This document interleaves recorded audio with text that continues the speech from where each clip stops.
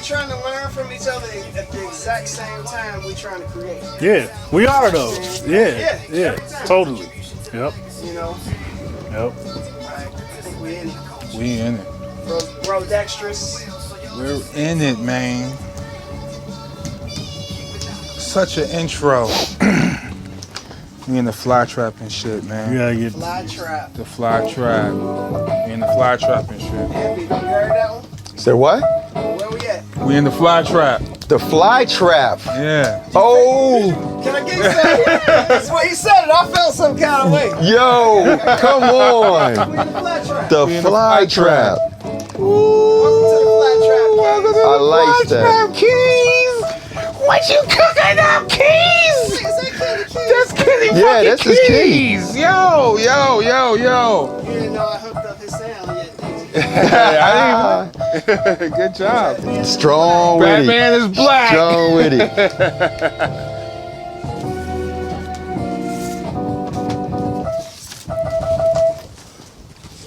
Ladies and gents and ladies, my homie is here, man. Ding, ding. So, I'll just go first, right? Where you going?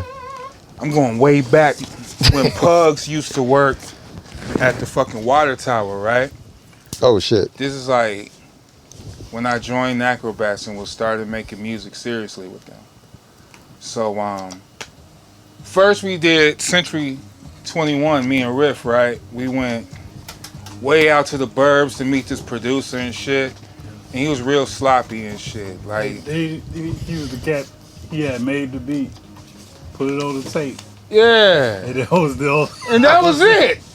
Because he done had nothing to record, so we was doing the shit live. Yeah, I mean that. That real shit. But I mean like live, like if Riff mess up, we gotta do the whole song. I'm the second verse. So if I mess up, he gotta do his verse. We gotta do the whole song over again. So it's like performing. So we did that record. And then, you know, Yoda, he lived out in the burbs and shit and fast tracks. It was way out in the Sauk Village. So we didn't have anything accessible. Yeah. So, you know, me and Pugs was talking like, yo, we need some produce. We got all the MCs in the world. We need some Enough with musicians that. here, right? So he said, hey, man. Real Pugs, man. The Pugs Hey, man. imitation. Jamal. Right. What the fuck? I know this guy. He lives on the west side. Live on the west side, man. West side. West side. Yo. Fuck. Oh, I could turn it All down my here. Don't life. worry about it. West side. I was like, man, I don't want to hear no disrespect to nobody, but you know, it's a certain sound that come from there Thought you was where, about to walk in there with yeah, do or die. yeah, all that shit. I want to come And on, salute man. to do or die. I love do or Yeah, die. I love it with that. Twist all My them peoples, speed rock monsters. Twisted. Oh, y'all need to be on flies on the wall too. So it is what it is. But Oh, they coming. yeah, right. But I mean, like, so that was my perspective. So when I went down there, this is my first time even traveling to the west side like this, the heart of the west side. We into this house, and it's magical because art was everywhere, Amby. Like art, like black art Art. was everywhere in this house. And I'm like, well, damn, who did this? And this tall fellow walk out. Reminded me like the Bill Cosby vibe, and not the Bill Cosby, the real Bill Cosby. Shit, the Cliff Huxtable nigga. Shit, you know what I mean? He said Bill Cosby. So I'm he done. came out, his name was Willie Carter, bro. He introduced himself to me, and that was dope. He just accepted me, brought me in, open arms, accepted me with open arms. So I was like, damn, this is dope. It's like, who did all this art? Oh, yeah. It's like, oh, shit. And then he took me to the tuck in the kitchen where the attic is at. Well, the pantry rather, but he turned it to an art room. So this is where he creating all this. That was originally the dining room. Yeah. Oh, that was the dining We had room? no dining room. He just took it as, yeah. Yeah, so he had all type paints and can you just see the method of the madness in the room and shit. It was dope, man. So, you know, I'm already in it. Like, oh shit, we in the culture. Oh, let me make myself at home. And then it come downstairs, this man right here, man, Kenny. And man, when you just link up with a person and just become a friend, like a lifetime friend, you know that bond is going to be there for a very long time. That's this nigga right here. That's him too, Taiwan. or Dave Galaxy or whatever. Dave Galaxy, yeah, because you know wherever right now. terror he is now. T dot capital. Yeah, T dot capital, all of them. But that's my nigga. These my niggas right here. And when I met him, we just kicked it off from the start, bro. And it's like changed my life musically because not only did you teach me a lot of shit, but you encouraged me to make music as well on a serious note. And yeah. Ladies and gentlemen, and ladies offline, nerd and nerdettes, I have to present to you. And I don't do intros because we just kick it off, but this motherfucker deserve an intro. This is one of the legends. Let's go. This is one of the masters of music, craftsmanship, beatmanship, and beat your ass shit. Bust your head open. Don't let the glasses. With the brand new MPC. With the brand new MPC on deck. y'all This ain't some ready shit for- you ain't never I had. ain't seen the MPC 200. MPC 200. MPC 200. MPC 200 in this 200. bitch. SU7, what is it? SU700 using ass fake niggas, man. Like straight up, man. Ladies and gents, this is my homie from the ground up. This is my dude. Ace Boom Coon, homie. Seen the family and all. Kenny Keys. Ladies and gents. See, Wilson, some applause. Can I get some applause out this bitch? Word up, man. Lick a shot. Yeah, lick a fuck applause. Lick a Cannons to the shot. left. Cannons to the right. Can he get gun fingers? Boom, boom. Man, it's a pleasure having you here. Yes, it is. It's a pleasure for you blessing us with your presence. And man, you my nigga. I haven't seen you in fucking years, man. For real, G. You my OG. That's what's up. For real. That's what's up. This is my brother from another right here. Yes, yes. what's up. We've been Pops. through. This is Pops' other son. Right, yeah. This This, mom's other son. You better get over there. I'm gonna get over there. I don't Said want she to. just need 10 minutes to see that smile. That's all she Shout said. out to the king, Big Willie. Shout out to Willie. Shout out to Miss Carter. Carter's Kitchen. Oh my God, I used to invade Carter's Kitchen. Y'all used to cook. Yo, Man, we man, this dude, there. yo, we should, yo, we ain't even, we used to make some crazy creations, bro. Like grilled cheese and shit. Like we made Ultimate that. grilled cheese. Ultimate The grilled cheese. What is the ultimate we grilled go, cheese? man, we just go through the fridge, Garlic Throw bread everything type on it. shit. All You know what types I of mean? just And wildness. and we wasn't getting high. Nah, this We is wasn't even regular getting shit. high. We was hungry. You know what I'm saying? So, dude, this dude will call me like in the AM and shit. What you on, cuz? Shit, man, I just woke the fuck up. Like AM. Like what the Like fuck? early. Like what the fuck you on? Hey, what do you think? Hey man, you get your ass over to the west side and make some beats. I'm already up. I'm already up. Straightforward. God. And like playing bangers. Just 7 in the morning, like playing bangers. Like what the fuck? I'm out. Motivation? I'm out. Assignment I'm out. received. When the Batman signal go out, you gotta go out, man. You gotta go out. So yeah, it's been plenty of times when I'm over this dude's house, and his room fascinated me because I ain't never seen no room that was full of like tags and shit. So everybody that you worked on and made music autographed your wall. Yep. And I used to autograph your wall too. Yep. I would think like he will never catch this tag. And I go home, I get that call at 9 p.m. Cause I keep tagging on my fucking wall. Oh, shit. Because everyone else tagged on the fucking wall. How the you most know? out of everybody. How you know I tagged on the wall? Because I was meticulous, man. See, we ain't have, He knew exactly where Yo. everybody was supposed to be. Yo, we wasn't like, I'm Aquarius. So, Right. I'm noticing. Right. Cool. Hey, you know what I'm saying? But like, we ain't have no, Okay. we ain't use all that.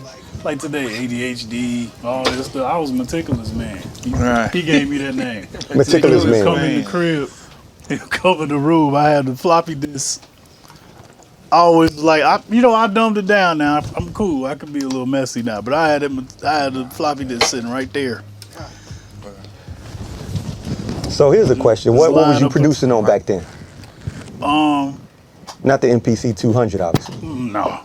Not yet. When me and Kaz first met, okay, so like, I mean, I can take you back. Yeah, go to the front. I can say, yeah. Yeah, start go, at the square. We can go all the way back. Start at the A and put it In the square.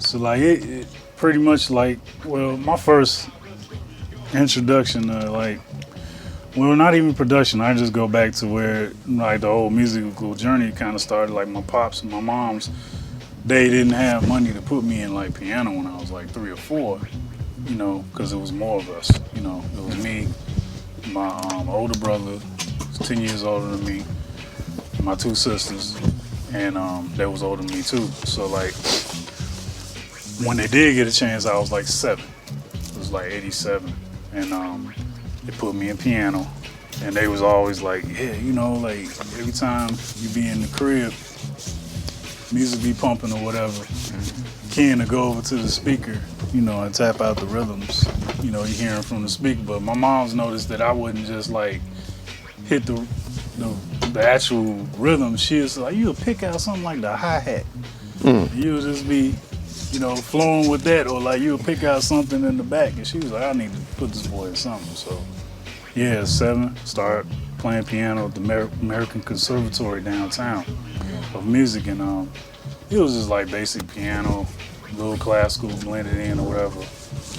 Went from there to like the school called Earl Belford Music School when I was 10, and it was like all gospel, blues, jazz, because he had like a mini church in the front of the building, and in the back was all the little rooms. They had kids playing drums, piano, all the different instruments and stuff.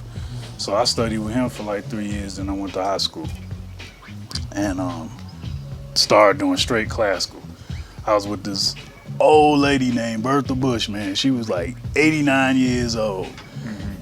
I got into school, the Academy for Arts. She was my first teacher. She hated jazz, she hated blues. She didn't want me to do nothing but classical. So That's it. yeah, I just rolled with it. You know what I'm saying? Cause Just to learn, right? Yeah, you know, it was good for reading and all that, and you know, I learned all the basic stuff. And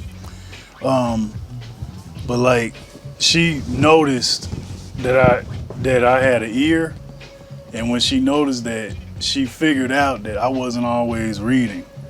Like, I'll just watch her play, and I'll be like, you know, straight up record, and then just play. She was like, all right, you know, she'll be like, all right, read this, and I could read it, but it wasn't like that. You know, she wouldn't play no more. So like, So you was more like hands-on. I was like Visual. in between. You know what I'm saying? Like, I knew how to read, but He was like Scott Joplin. yeah, my ear was strong. So after she unfortunately she passed away like the next year after my freshman year. What you got? And then they stuck me in jazz band. Instrumentals. And when I got stuck in jazz band, it was like, man, my whole life changed. Cause Pops, you know, he was big on jazz. Yeah. the collection. He had was all nice. the records. Now, Yeah. we didn't have all this in the But crib. nah, he had. But we had like, He had the main. yeah, shits. Pops he was just like, I Okay, yeah, we collect good. everything I got is hand picked. Right. No filler. Right, Wasn't nothing right, He right. got from somebody, or you know what I'm saying? Like every single record he had was like him in the store picking them out. So he had like, Listen to those records. right, Damn, bro. he had like 500 Is this really that good Killing records. Yeah. Like no fluff. What is this? You know what I'm That saying? is that So, one, like, right? I was already getting trained by him, The album? you know, with jazz. We would have listening sessions. He taught me how to read liner notes. Playing. Oh, here's the Bob And, James. you know, my pops, you know, he's a visual artist. Right. He taught at the Art Institute for Look like at this Bob 25, James for 30 weeks. years. And he had a little jazz band Look called for the that Bob Jazz James, 'cause Accents. He April. went to Marshall High School. And All right. he had a band cool. called the Jazz Accents. He played piano a little bit, and played like bongos, but he wasn't like trained, you know what I'm saying? So when I started playing, he would, you know, help me doing the theory and stuff like that. Okay. But he already had gave me a good start. You know what I'm saying? Like one out here introducing already. me Which to one is all types of different genres of music that he Just the had. whole thing? You know, R&B, jazz, soul. Yeah, but it was blues, the a single. little bit of classical. Yeah. You know what I'm saying? He was more into like classical wise. It would be more like Henry Mancini. Oh yeah. Okay. And you know, Not, and it wasn't Pink really Panther classical. niggas. He was like, you know, doing Pink like, Panther niggas. yeah, exactly. You know what I'm saying? Like, you know, themes. was and stuff. Yeah, big orchestrated Yeah, themes. yeah. So, you know, Henry, you know, Williams and all that stuff. Like, Yeah. so like once I got there, like once I got in jazz, man, like I already kind of had a really good grasp of, you know, who was who, and it just skyrocket. Yep. He was just going and with it. Well, my freshman year, the cat that really got me into like wanting to make beats, cause I like, you know, I knew about hip hop. Like my first. I know I'm a little all over the place, but No, because actually you going through your timeline, and that's what it is. What it is. So who got you involved in making beats? Because now you got all this music background, right? Yeah. But you doing jazz and shit, right? So you could play jazz. Like I heard you. You know what I mean? Like you really good with the jazz. Really good with the jazz guy. But You're jazz man. right. But culture though, nigga. What's these beats sound like? So who got you into making beats? Like who introduced you to this sound? so I'm gonna go back. I'm gonna go back a little bit more. Yeah. So 1990, my big brother Maurice, he got out of jail. Shout out to Mo. You know what I'm saying? Shout out to Mo. And he started DJing because when he was locked up, he, you know, started collecting tapes and stuff. Yeah. So when he got out, he immediately, you know, after he got a little job, bought some turntables, Gemini Mitsu with the sampler on it. You know, this is like 1989, 90. Yeah. So he would be in the basement mixing, and he'll do gigs at like the warehouse. You know, warehouse, like when they was doing like, you know, house. Yeah, old school shit. So like, house. you know, and it wasn't like 80s house, but you know, it was around 90s when like Once it things started was really changing. becoming a Yeah, you know, and hip hop was coming in too into Right. Chicago. You know, he was really like grasping it. It wasn't just the music you would hear at the end of the night in the club. right. So like, I used to sit on the steps and just listen to him mix for hours, Wow. and he didn't even know I was sitting there. So that was like my first in-person taste of like what the culture was, Right. like the DJing, because that was the only person I knew that DJ.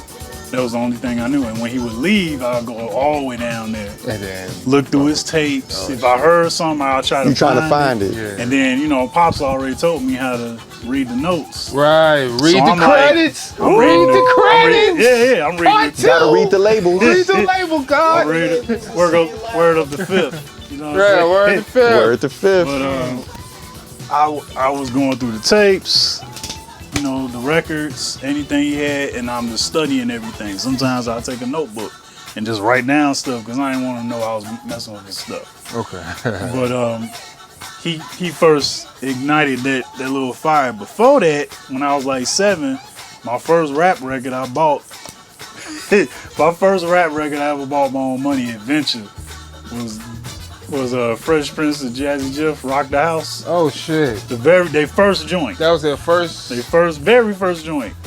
With, you know, and I ain't never bought it. that was the only one I bought. Never had a white tape? Nah. Yeah. Yep. Jive Zomba. It was like the cream. Yeah, the creamy Not joint. the purple joint. Not the purple joint. Not the Yeah. purple joint. Creamy joint. Navy cream. Yup. Where my resurrection tape at, God? Oh shit. So that was the first. I bought that, and I bought Janet Jackson Control. Ooh. It was like 87, 88. Ooh, Those were my Control. first 2 tapes. Then That after I was watched Big Janet. That was. That's when Paula Abdul was doing some of her Pleasure Princess choreography. Janet. There you go. Yes. There you have it. That was a good era, man. That was Yeah. a great Beautiful era. era. Say that though, I flash back to that time. We was living life. Man, Yeah. You know what I'm saying? No. Things was that good. was Yeah. We was We good. was invincible. Yeah. We was good. yep, We was straight good. up. Like at that time, couldn't nothing harm us. Nope. I mean, you know, we knew the streets, but it was like, Nothing was getting in. it wasn't like it was, we was invincible. We was from Chicago, South Side, West Side. Awesome. Without, this is before cats was really mixing, too. Because you was out west. Yeah. So when was you really linking out of the West Side. So I'll tell you what happened, and I'll tell you what I happened. know I just jumped in. No, that's No, please, On the wall, yo. nigga. So Free throw Yeah, line. go Right, ahead. he was like, I was just. Because this is once in a lifetime, man. We good. So after, like, my brother came back and I started, studying what he was doing, I'm like 10, 11. 1992 pops up. We got the video bots, Channel 13 Yeah. in Chicago. Right. So I'm looking at video bots one day, you know what I'm saying? They showing Hammer and everything and all that stuff or whatever. And, they were showing other hip hop too, but what hit me in the chest is this artist came on one day and I was looking at the video. For some reason in my pop's room. Better not say question mark asylum. No. That was 95. Get out of here. I was so mad when I bought that record. I was so mad when I bought that record, Jack. But I'm looking at the bots and in my pop's room, and this video comes on, and the music is dope, and like the dude rapping was cold, and I'm looking at the video, and I'm like, man, that looks familiar. Now, what I was seeing was the South Side. And I'm like, man, it looks familiar. And it was around my auntie Pat house. Okay. I found out later. Yeah. It was Common Sense. Take it easy. Yeah. Take It Easy video.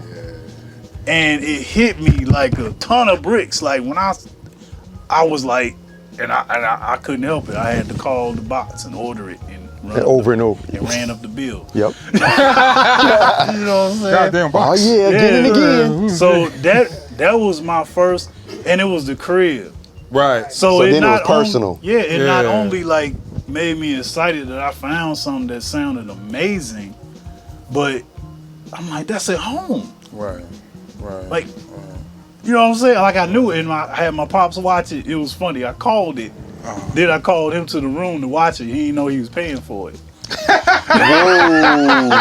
Watch this, Yo, but my Pops. pops is so cool. When he got the bill and he asked me what it was, and I told him, he was like, "Oh, don't worry about it.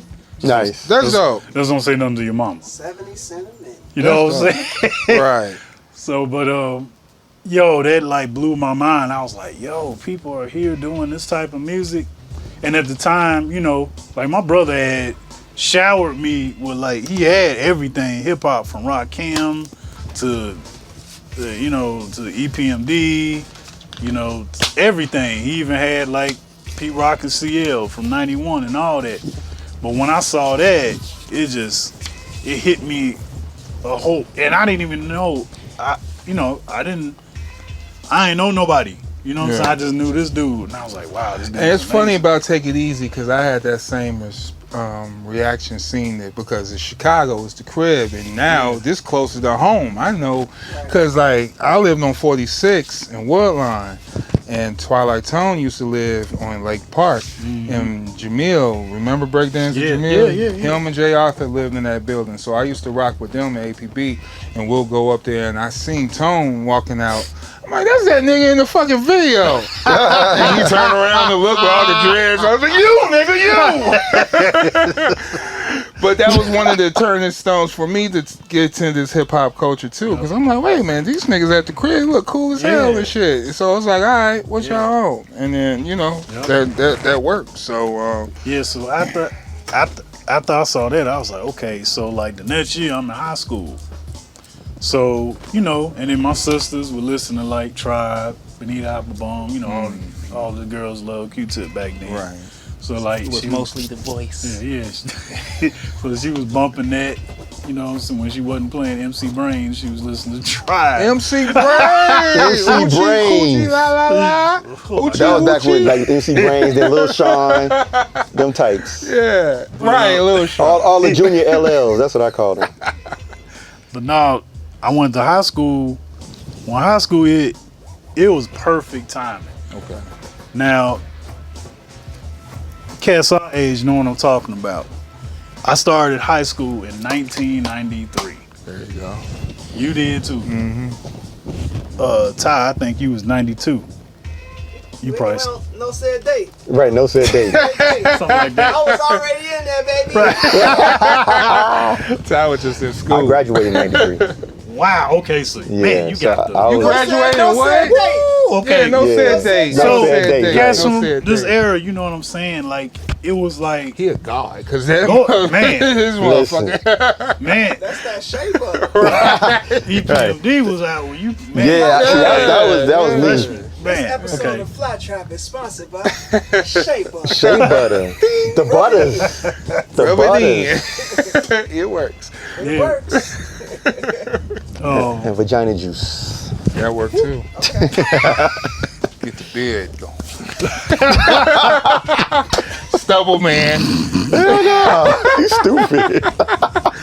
I used to roast Key. We used to have, me and Keys used to joke. I think some of the jokes we said to each other, some niggas would actually fight us We were for fighting. saying, yeah, we went wild. We went keep it wild. going. So this right here is Meticulous Man and Buster Man. Buster man. Reunion. The The reunion. reunion. Back in action. We back. Hell no. Hey, me and Keys used to kick it. You want to talk about the Sinbad story or what? Hold on. Where's Sinbad? Let me finish this up. Alright. All right, so starting school in 93, like, to give cats insight, like, you know, who might be a little younger watching this, like, for me it was crazy because in December, I started school in August. In December, Midnight Marauders and Wu-Tang come out. Wu-Tang, yeah. Same time. Yeah, It's my 36. freshman Right, year. that was the fall. Yeah. Fall in That was 93. crazy. Crazy, like, so, and then you know what happened in 94. It was just ridiculous. The world ended. Nas. The world ended. We just didn't know it. Common, Resurrection. Everything was Dude, just, that was the same. Yeah, I remember getting Common Right. Resurrection, walking through Shoesmith, listening to that shit for the first time. Like, what the fuck? dude. So, This from the crib. yeah. So, like, Cheek. so what happened is Okay, I see you. my first interaction with Midnight Marauders, which is my favorite rap album. Okay. All right. For the record. For the record. Yeah. For the record. For the Me, record. me and the homie Open Mike Eagle got something in common as far as that. But Shout out to Open Mic. yeah, for sure. Shout out to GQ.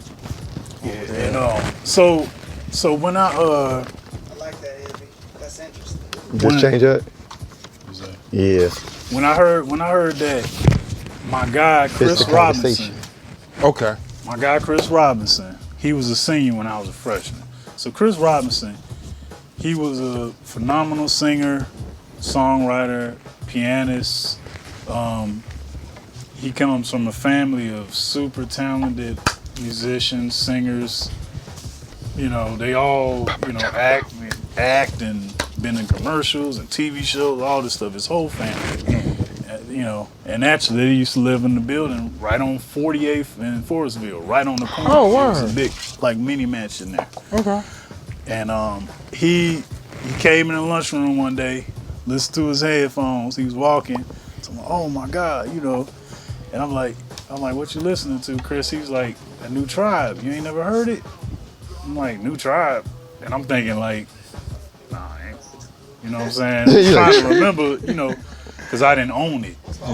Right, yeah, I was like, It's talking like about- new. I'm thinking like back to El Segundo, because Oh, I you- totally missed. Low end. And Low For end some theory? reason, yeah, my I didn't buy it. a lot of My- people miss low end. Yeah, my sister and my brother didn't That's what have got low me. end at It the was the crib. jazz. That jazz Right. song. I saw It was it the on, video. Yeah, The I saw videos it was on- great for their Yeah, albums. yeah. I saw it on the bots, but I didn't like have the record. But you didn't have the record. Yeah, Understand? so like he put the headphones on my head, and it was a lot of that going on because I went to school with some really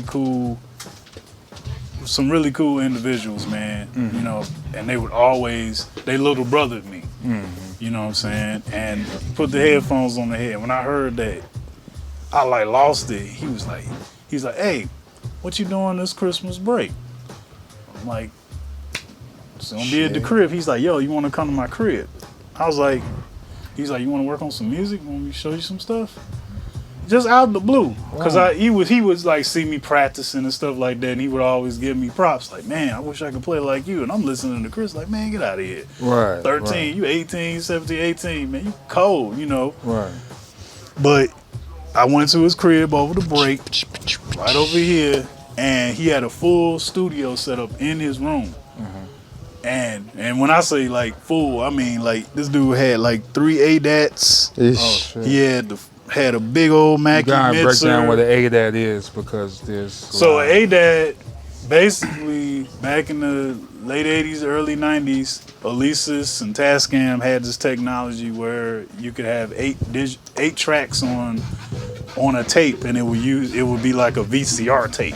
Right. Okay. And you put it in there, and you can do 8 tracks, and you could get more than one machine. You can link them together and have like 32 tracks and run them through a soundboard and mix and add your compression and all that down, and you'll mix it down to a DAT. Okay. No, that's good. So DAT so tape. that's 2 No, tracks. you good. Digital I audio just was tape. adjusting. So he had all of that in his room. Jeez. He had like a wall There we with go. like 3 There we go. different Little sparkle for the Shea keyboards, Butters. keep sampling keyboards, all types of stuff. And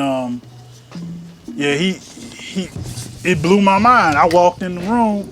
He's like, "Yeah, man, we just gonna work on some joints, this and that." And I'm like, "All right." So he started showing me stuff like drum program. He was like, "You want to show you how to do drums?" He like broke down every little step of how to make beats. Oh, word. And mind you, he wasn't just doing hip hop. He was doing like R&B. Okay. He was doing hip hop, R&B, just. But he gave you the formula. He gave me the formula. He taught me the recipes, like exactly what the stuff was: the sampler, the sequencer, the compressor, the EQ, what this do, where this go, how the sound is patching in, how it go back. He like taught me all of this stuff in like 3 days. What is that? So then, No, what is it? In 3 days. Yeah, it was over the break. I stayed over there 3 days. That was my first introduction to Harold's Chicken. I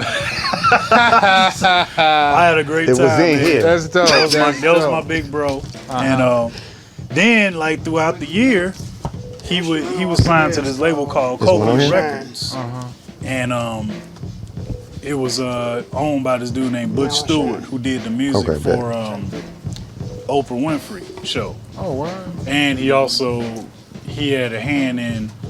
Chris and his father wrote "Be Like Mike." They co-wrote "Be Like Mike" together. So yeah, like the second voice on "Be Like Mike," that's Chris's voice. That he is me. Oh, that's dope. So he would take me up to the studio to Copia Records, right up here on Ontario, downtown, and let me just sit in the studio with him, like, and record.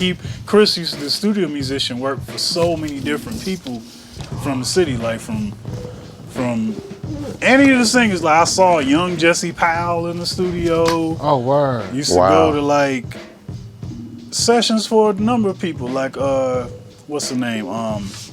That song "All Falls Down." Selena Johnson. I've seen like so many different people. Old girl that sung "I Will Survive" and did the song with Common. Shantae Savage. Yeah. I used to see all these people, and he would be recording them. How's Shantae look in person? She's beautiful. Back then, I ain't seen her. You got to add the disclaimer. I'm thinking about back then. Dog, man, he just like. He like took me under his wing. I was like his little brother. He had plenty of little brothers, like actual little brothers. But like, so I guess he saw in me. He saw more in me that I didn't even know. So what was your first piece of equipment? So my first piece of equipment I got was. Yeah, that was the original question. Wait. Yeah. So my first piece of equipment I got was okay. So what do you mean, like? All right, so when I met you, you was using acid. Okay, that was way. Okay, so the very first thing I tried to make before I met Chris, all that, I was like 11, and I had a tape deck. So I didn't even know what I was doing. I would sit up and just try to figure stuff out. So I didn't have no friends making beats. I didn't know nothing about none of that. I knew my brother DJ'd. He had a mixer and 2 turntables. Right. And it had what he called a sampler on there. And he would show me how you could run sound in there and repeat it over and over again and loop it. So I couldn't mess with his stuff. I probably could have, but I didn't ask. So I was like sitting up one day, and my dad showed me how to dub tapes like years ago. Yeah. When I was like 4. You know what I'm saying? So like I was looking at the tape deck one day, I was like, if I can record this to here, then maybe I can take it out again and record it there. And I was like, then I can make it go over and over again like Maurice do.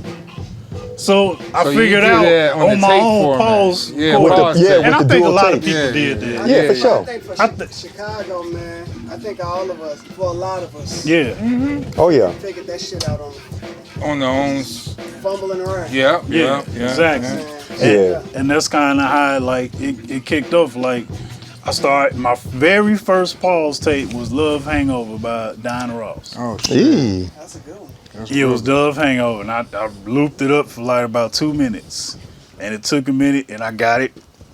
Because I started realizing, oh, it ain't perfect. And I was like, how do you get it perfect then? You got to rewind it or something. So I just used common sense. Yeah. And I looped it up. And I was like 12. And that was like my first, I was like 11 or 12. Okay. So after that, what happened is my pops gave me a stack stereo. And then that was my mom's. Then I had to get that back. And my pops bought me a new Emerson one. So I had that with the record player and all that.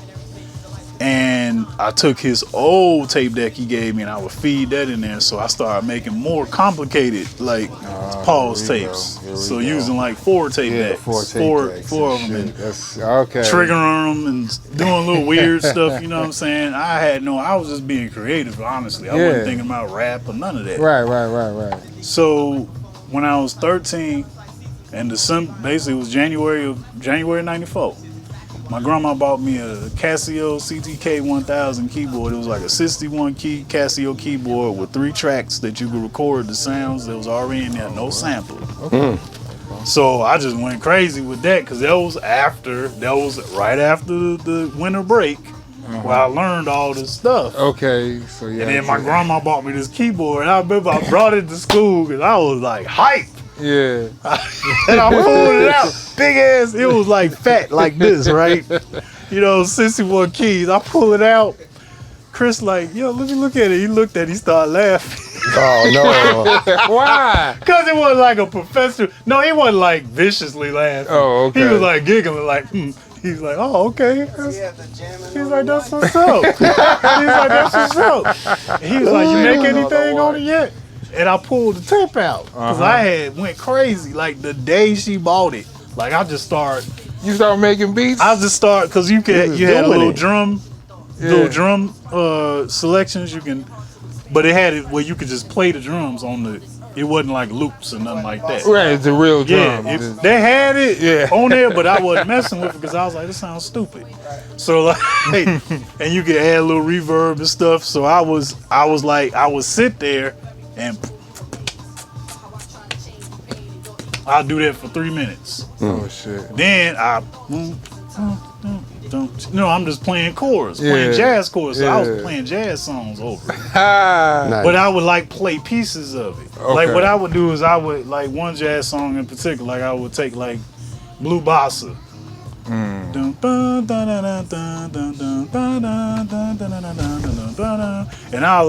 I would pick those, I would sample but play sample. Like if I knew like that was the turnaround, like at the end. So I would just sit there and go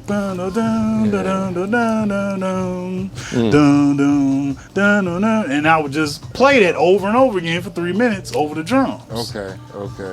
Then I add the bass. I put another tape in there.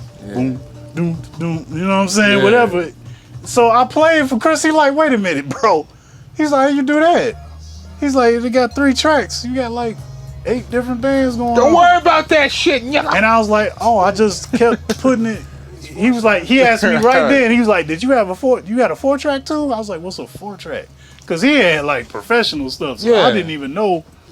I kind of in a way skipped a step at that point because I didn't know what a 4-track was because I was used to seeing him like with the 8-track, with the 16, with the Tascam. I'm in the studio with him. Right. At that point, I went to the studio with him once or twice by that time. So I was making my beats like that. Just like playing different parts of jazz songs I knew. Like, yo, this one part sounds cool. Yeah. So that was my way of sampling, but I'm really sampling myself playing the song that I want to sample, but I didn't have a sampler. So where was your first sampler? My first sampler Again. I bought with my own. For the third time. It was later in '94. It was after freshman year was over. I bought a Tascam. I saved like $100 and some, and I bought a Tascam. You know what it is? Great joint. Yeah. The black joint, the big fat joint, the yeah. 8-second joint, Oh yeah. right with the knob on there. I'm thinking of the Lisa's joint. No. I bought the what was it? It was the Tascam. Just asking. So 8 seconds, and I could loop then. Okay. So like, my first thought was like, okay, I'm listening. So I saw how Chris did it. So my whole mind was like, okay, how to do what Chris does Okay. with what I have. Oh yeah. So I was like, what should I use this sampler for? I can sample one thing at a time. I'm like, drums. That way I ain't got to worry about doing Playing this. the drum sequence. So I start sampling drum loops. Okay. Then playing over it. Ah. So it made it sound way different. Then I'm like, yo, yeah. this sounds crazy. Okay. So like I did that for like a good year, but then at the school they had like a MIDI lab with it was called Vision or whatever, like on the old school Macs. And then my guy Jason Patera, who's the headmaster still, I think he retired this year. Shout out to the headmasters. Yes, Jason Patera, I appreciate you, bro, man. You showed me so much. But he would let me go in the school studio and start using their equipment. And he was like, how do you know how to use this stuff? Because I knew it from chilling with Chris. So I would make like joints at school, and then I'd go home, and I'd make the demo at home, then I'd come to school and redo it again on their stuff. You know what I'm saying? Mm-hmm. So that's like 94, 95, I'm still doing the same thing. But then I ended up getting a 4-track, a Tascam 4-track at the beginning of 96, 95, 96. It was somewhere around there. To rock and that the mic. opened up a whole nother, because now I got 4 tracks. Right. I can just put Now the you drums here, Yeah. had the balance on that, so I started doing a little trickery with that. And so that opened up a whole new, because I can do drums, the piano, then I was like, oh, I can put 2 different samples on there. I can put drum sample, and I can take this one little part and punch it in there. And do what, So I just used whatever I had. You That's know what dope. I'm saying? That's dope. Yeah. So then we come along, you're using acid and because you made Cosmic Abstract on So word. check it out. So 96, later that year, around time Beats and Rhymes Life came out. That's when my pops bought me the Roland Spaghetti keyboard. Okay. And then he bought me a Mackie Metzers, the 12 channel joint. So my studio started to build out. Yeah, and started right. Starting to have assemble. options. Yeah, so like that's when I was like, okay, so I had the keyboard, I had the little 8-second sampler joint. Then I went in and got this Roland sampler. I saved my money and I could like just it was like one-shot sampling. In fact, I saw this sampler, the same one I had on like Reverb for like $500. They crazy. But no, I got that joint, and then what happened is around 97, that's when I got a computer. Battletech, my man, Shout out to Graham, my Battletech. brother from another. Yeah. Battletech, he was making beats on Cool Edit Pro. Okay. The same thing that what's the old boy that worked with Fillmore Green? It's my Apollo. Apollo, right. He was Brown. using Cool Edit Pro. I saw it on some things. Yes, he does, and he Yeah. still uses it to this day Yeah, For real? crazy. Yeah. That's what you Crazy. Logic too, but Yeah. for the final mixes and it's stuff. on Cool Edit. Yeah, So we ain't gonna go into those details. We'll leave that alone. So Sean, he was making beats on Cool Edit. So he was like, yo, he's like, man, Carter, man, you gotta, man, check this out. Like, you can just do this and this Dunk and on you that. and shit. Put the drums here, hell yeah. Yeah. Put the drums here, I do this and that. He was showing me how he layer it up and, you know, whatever. So I got the computer and I got this music program called what was it, Magic's Music Maker. Yep. I got that. He was on the PC. Yep, on the PC. Now I didn't abandon everything else. I still had a You just keyboard. added on to it. Right. I just started like putting everything together. I'm like, okay, now I can like make a beat on here, but then I can like, the MIDI wasn't working, whatever, with the computers, whatever. So I just fed the beat into the 4-track, then layered stuff on top of that. Okay. So it was all about layering, you know what I'm saying? And MIDI was an issue back then. It always would have a like, syncing was a especially if you problem. had a cheap setup, Yeah. it was gonna be a problem at some point. Delta card. Exact. See, and that's what Sean had, but I couldn't. He had it at his crib. You know what I'm saying? We was fly nerds in fact. Yup, Yes, yup. yes, Right. yes. You had to be a fly nerd to do what was being done. Exactly, Yeah, man. because it's like alchemy, man. But yeah, I don't know why I put that. I thought that was some water. Anyway, It's right under the couch. were you it good? went under Left the. hand side. One more. I got it. Yeah, so like Batman side. once I had the computer, and then I met. See, I met Kaz. See, we actually first met in the first time I ever saw you in person was spring of 1996 at the pier. At the pier. Everybody at the pier. And I was down there That's with my, everyone's story. Yep. I was down there with my crew, Lost Tribe, word to my man TC, my man Precise. And we had, you know, our own little crew, but I'll just be making beats at the crib and they'll come through and rap, you know what I'm saying? I had a little realistic effects machine and, you know, we just using the tape deck, you know, but we would come down and spit little rhymes, they'll spit rhymes, I'll beatbox. And that's when I met you. You rolled up, it was you and Crumb Snatchers. Yeah, that's You rolled up with Crumb Snatchers. original. And this old school Kaz, this Kaz with the t-shirt, Yeah. with the cargos before cats was really wearing the Yeah, cargos. yeah. You know what I'm saying? And Yeah. you roll up with the fro. This fro Kaz, you know what I'm saying? Before The Afro the dreads. Kaz. Cos with Yeah. hair, y'all. They came up. They came up. We Before. peacefully, we in the cipher peaceful. We're peaceful.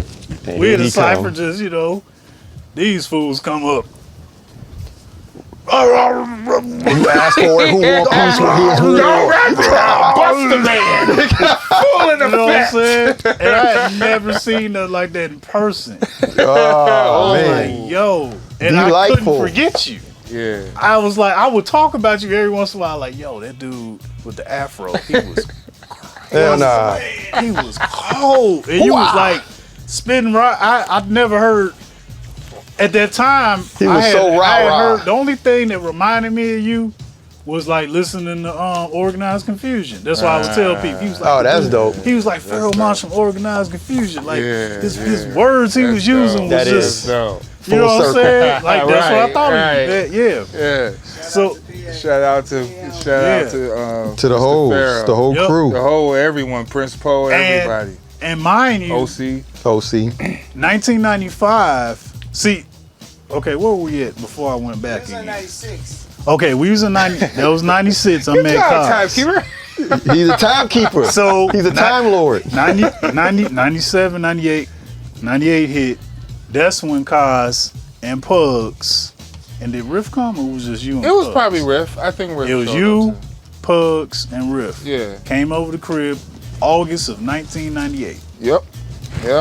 Because that's when Nice fall day. nice cool. day. Yeah. I was supposed to have joined Nacrobats in 1995. Oh. Because what happened was, I was at my mom's art show. I've known Pugs since I was 10 years. Yep.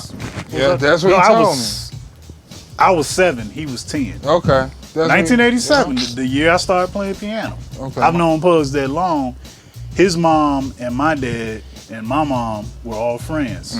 You know, Marty Price, Mrs. Marty Price. Yep. And Shout out to they Miss did Price. plenty of art together, Boulevard Art Center and all that. Yeah, yeah. Y'all had Pugs on here, so Yes, yes, yes. revisiting some of that. Gallery 37 Yeah. shits. So, We should do a track called Gallery 37. yeah. There that you was- go. Man. Yeah. So, I met him back then, and when he started making music, well, had the crew and started rapping, like making tapes and stuff, 94, whatever, when they was first doing it. Yeah. She used to tell my dad, oh, you know, Sterling, you know, he's making hip hop and this and that. You know what I'm saying? Yeah. And my dad was like, oh yeah, Ken, you know, he listened to that stuff. Yeah, Hippity hopping the beat like so much. Yeah. I'll be telling him, you know, I got that record downstairs. Right, yeah. He's like, I was listening to that before you was born. And he would. He was funny for that, man. Like anything I play, he'd Come be here, like, Cosmo. he'd be like, I know what that is. Yeah, Hold on, I'll be right Let me back. show you the real song. Come here. Play the whole record. Yeah. Now you tell me. Which is better? Sometimes he will be like, man, that sound better than the Yeah, he did. I mean, it happens, too. Yeah, sound he better than the did. original. He did. Like when he heard first time Pops heard Electric Relaxation, he lost his mind. Yeah, I bet. He lost it because I had bought it right after Chris showed it to me. I brought it home. He was like, Pops, he always wanted to hear what I played, you know. But anyway, so I was supposed to be in Nacrobat in '95 because we was at the Boulevard Art Center show for my mother. She was doing her thing artistically too because she's a sculptor and a visual artist also. Dope. And I had saw Pugs there and he rolled up on me.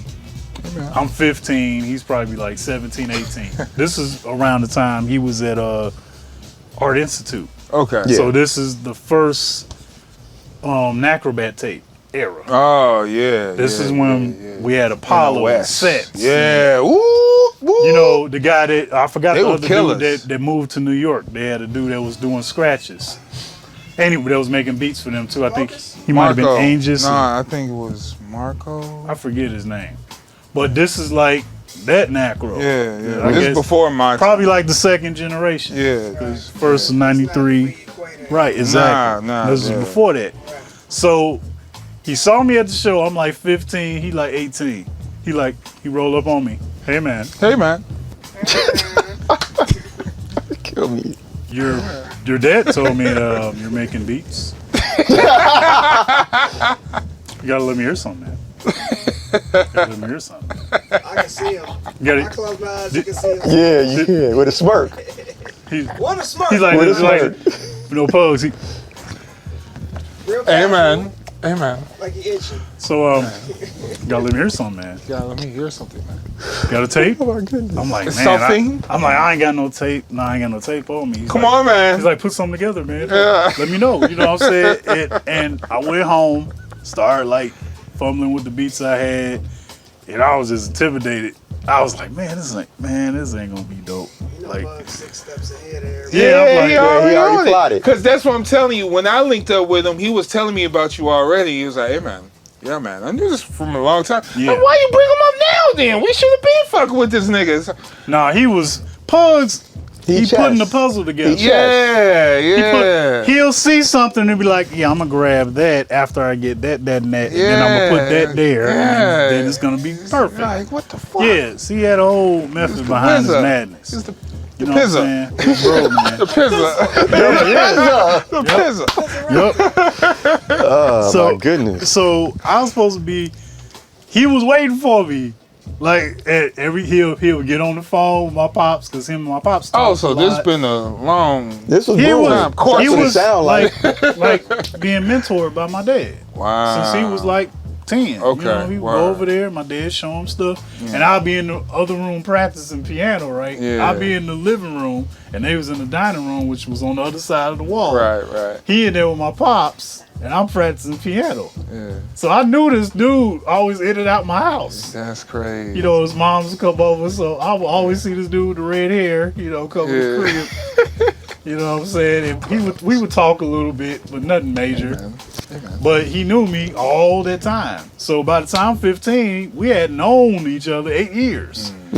So he was like, "What's up?" And I tried to find something. I was nervous about it.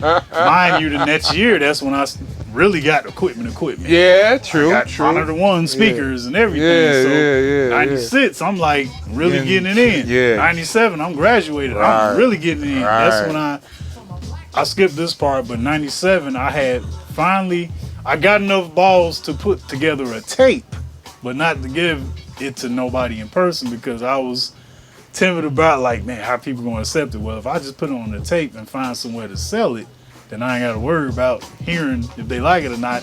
The the proof would be if I sell out. Good point. And I went to Gramophone, Okay. and I don't even know if me and you ever talked about this. Yeah. But I released the tape. We did talk about this one time. I put together a cassette tape and I made them all myself at the crib. My brother showed me where to get the blank tape set. And my pops got the cover printed up for me. It was called I Like My Own Beats. Oh yeah. Yeah. And my producer name back there was Eon. I-O-N. Okay. So I made 25 tapes and they all sold. Okay. To this day, I don't really know who bought them. But he's like, I need to help this help this nigga out. Give him some, Let me help him support. Right. build his dreams. So once they sold out and I got my little few dollars from them, I was like, wow, it worked. I know Chris bought one. He went down there and bought one. I told him about it. And so I was like, okay, this is 97. Right. So 98 y'all come over. I was supposed to have been in the crew 3 years ago. But you was slow. But I was honing it. But I'm glad that I Yeah. actually honed it because then I had confidence. Right. You know what I'm saying? Like, y'all came through the crib. I had set up, came Chips, up to the room. So it was me, Pugs, and Riff for the first session. Yeah. But in the second session, we brought Chips Spinium. Yep. And then that's when you start getting busy. Because he was like, hey, brother, hey, man, I need this, and this. Hey, nigga, what the fuck are you just... I got a whole production going on. It's like, all right, let Chips go ahead and do his fucking First thing. come, first serve. Yeah, nigga, but, Chips, he was Chips. Yeah. So, but no, that was dope though, because then we start creating a sound. Because that was the whole point. I was telling Pugs, I was like, look, we could get all these beats and shit, but we need someone to create a sound for us. Yeah. And that's when we came to you. And then that's when you start, because he was like, yeah, man, he could play. He's like, he could play? What can he play? Anything. And that's what this nigga was doing. So we was so impressed. We was like, fuck it. And we started working immediately.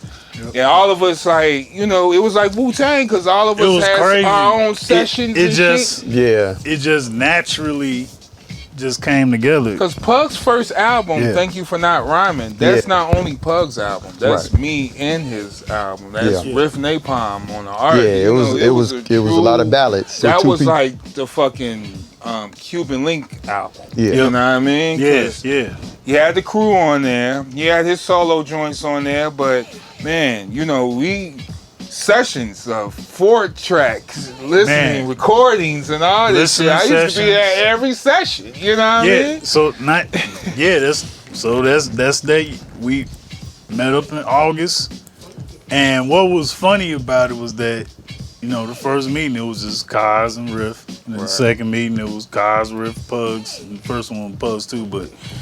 What was happening was like me and Cos was just hitting it off because we'd be talking about Transformers and different little movies and stuff like that. Because I still, I'm like 18, so I still had remnants of Transformers laying around the crib. You talk about Michael Keaton. And you're like, man, what you doing with this? Yeah, right. And I'm like, oh man, I love Probably was trying to put it in his pocket.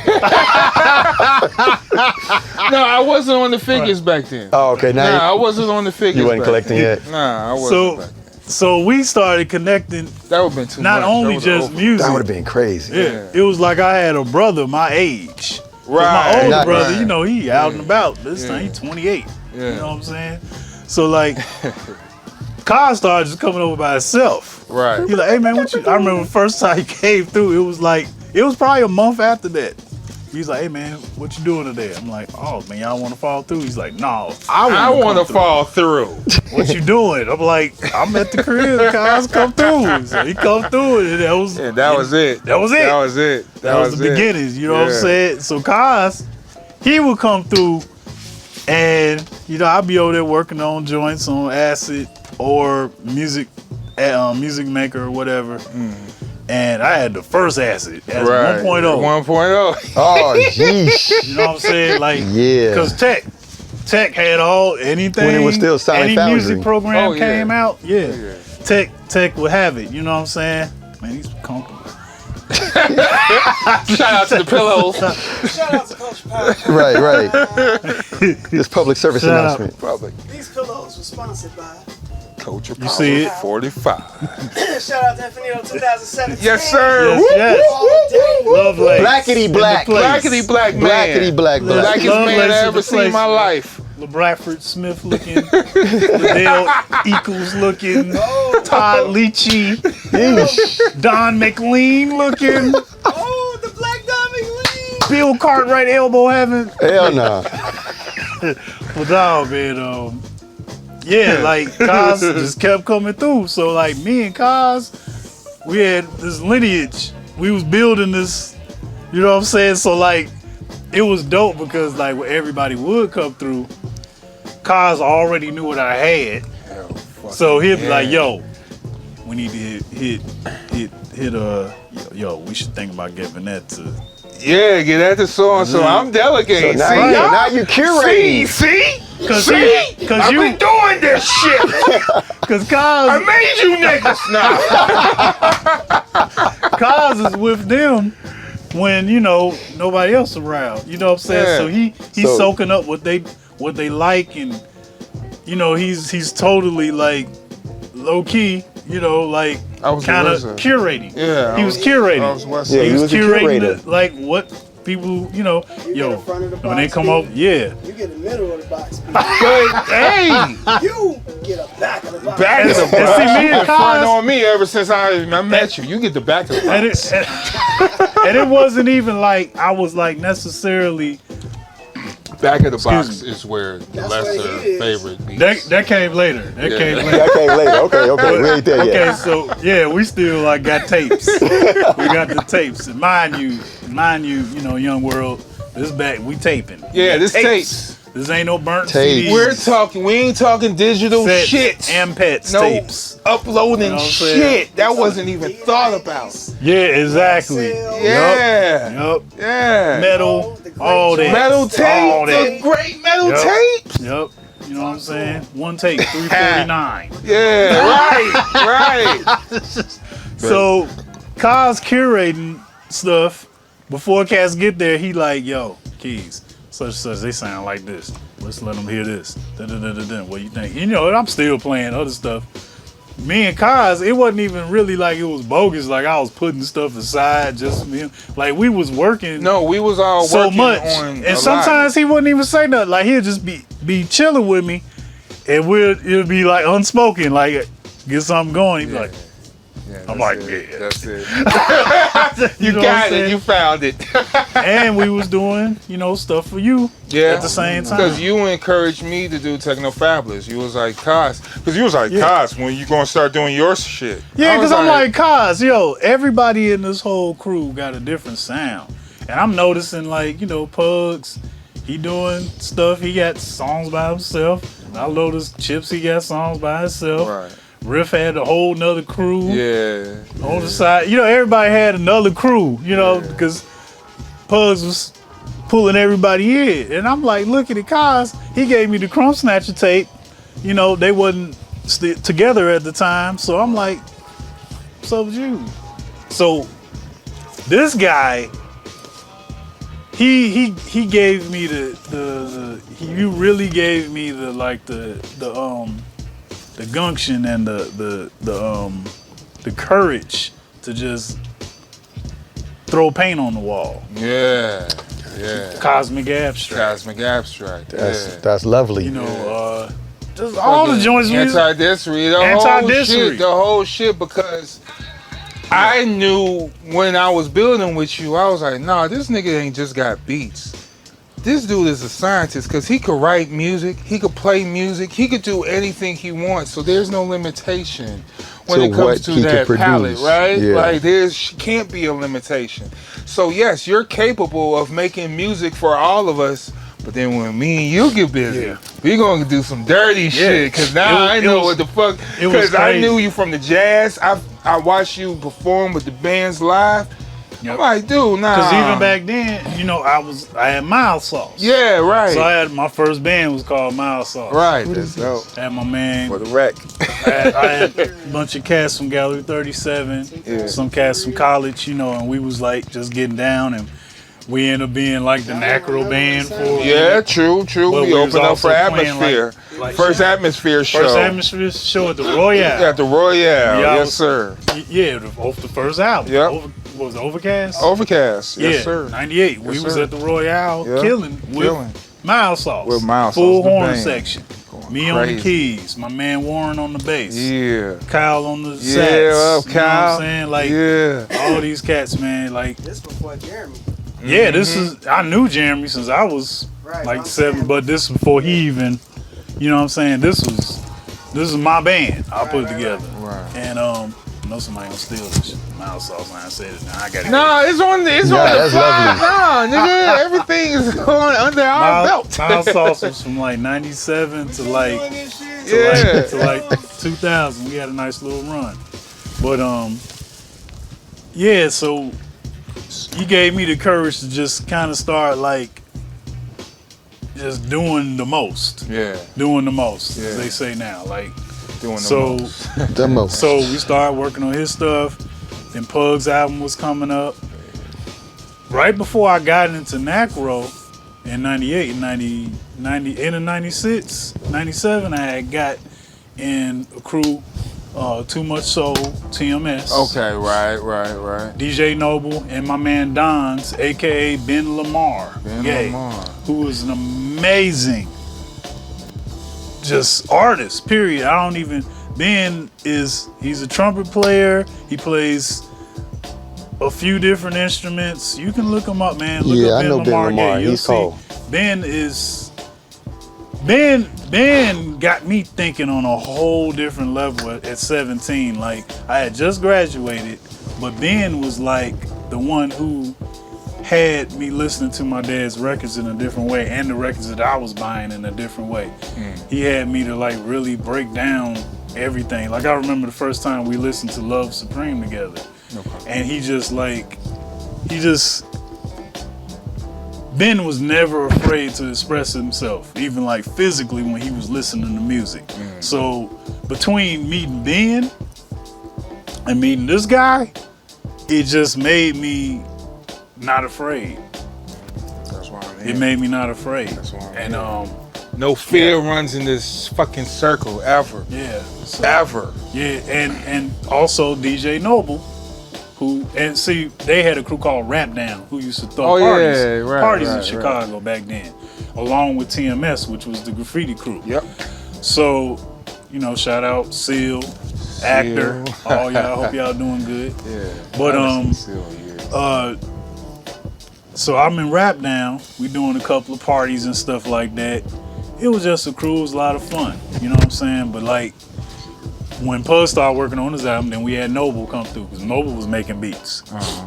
Right, that's true. Yeah. And then we used to go over there and make some bangers. Go over there with Noble. Yep. So it all tied in what I was already doing. Because then we went over Biotech crib and got bangers then too. We didn't leave out nobody. Tech wasn't necessarily in the crew. He was like, we had a crew called Echelon, actually. Right, Tripping. right.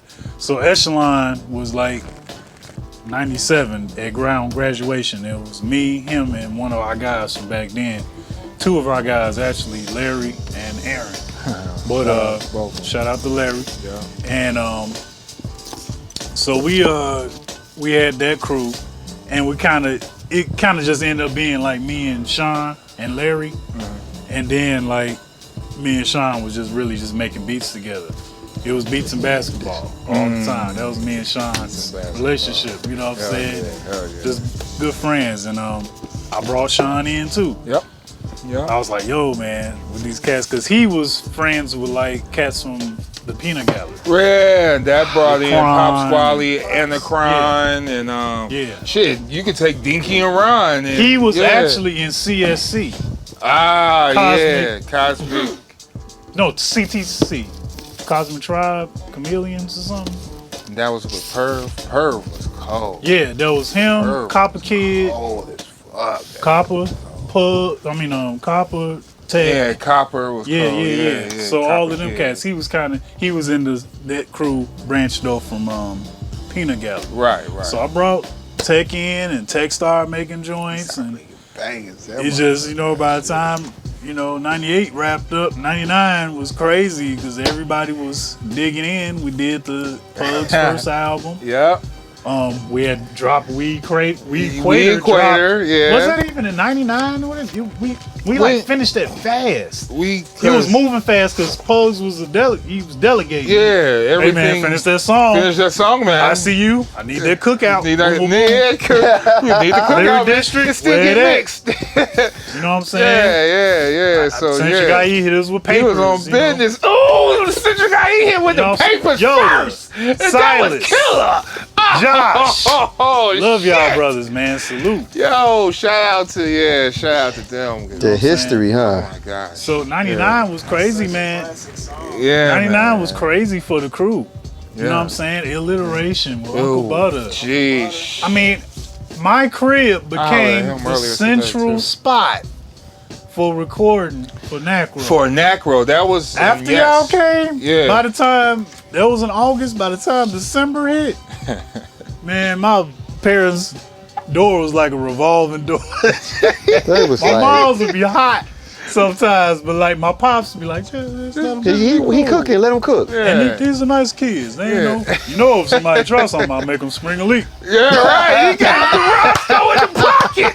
Roscoe. Yo, pops come to the door with the What- 38 in the pocket. In the pocket. I'll shoot through this pocket. He don't care. You know what I'm saying? And then, Hole in the pants. Kaz, he was the first sergeant. Yeah, 'cause so he was like, hey, anyone, y'all don't be making no motherfucking noise. and stop Miss cussing out Carter's loud.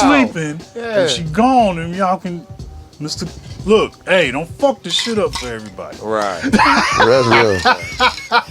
Cause when was you creating on this level, right? You Right. going over this dude house, cause all right, we could go to the studio. We went to Fast Tracks. We went to this shit out there, and it's nothing that experience because you could create it and make it. Yep. You know what I mean? Create it and write it. I'll come back and record it then. Yep. Me and you know what I mean? Yeah. Like it'd be just, I don't want everybody there. Just me we and come you. back after Cass had left, after And Froby, we analyze the after shit. Froby and everybody Yeah. left, and Enzyme, Enzyme 9. everybody, we go back and we doing edits. Yeah, yeah. And, hey, you ain't gotta erase his verse. Just turn that. But just fade turn that that- shit in yeah, for fade it here. Like we was, we doing was the- crafting. Yeah, we yeah. was making y'all sound good. Well, what we had, you know what I'm saying? Yeah. And, we made it happen. We really made it happen. Let me ask you a question. So you had mentioned how you had this when the first time you really got into Tribe when they said the new album was out. And then you mentioned about how your pops loved electric relaxation. So then Fife passes away and you do a song. And it's Electric Relaxation remixed. I did. I called it Eternal Relaxation. Eternal Relaxation. Yeah. For Fife. Rest So- in peace, Five. So when you did that, why did you choose that song? The reason why I choose this song because I have an affinity for Fife because Fife came to my crib. Word. So this story about Fife, when I was working with Frontline Entertainment in like 2001, in Chicago, it was this cat named George that used to do engineering there at the studio with John and them. Yeah. So he knew Fife's right-hand man, Rasta Root. Okay. So one day he was like, yo, Kenny, man, Fife is gonna be in town. There's a funeral, somebody that they knew. And I want to introduce you to Fife. So I'm thinking he gonna bring him to the studio, right? Yeah. So I'm sitting in the crib making joints one day.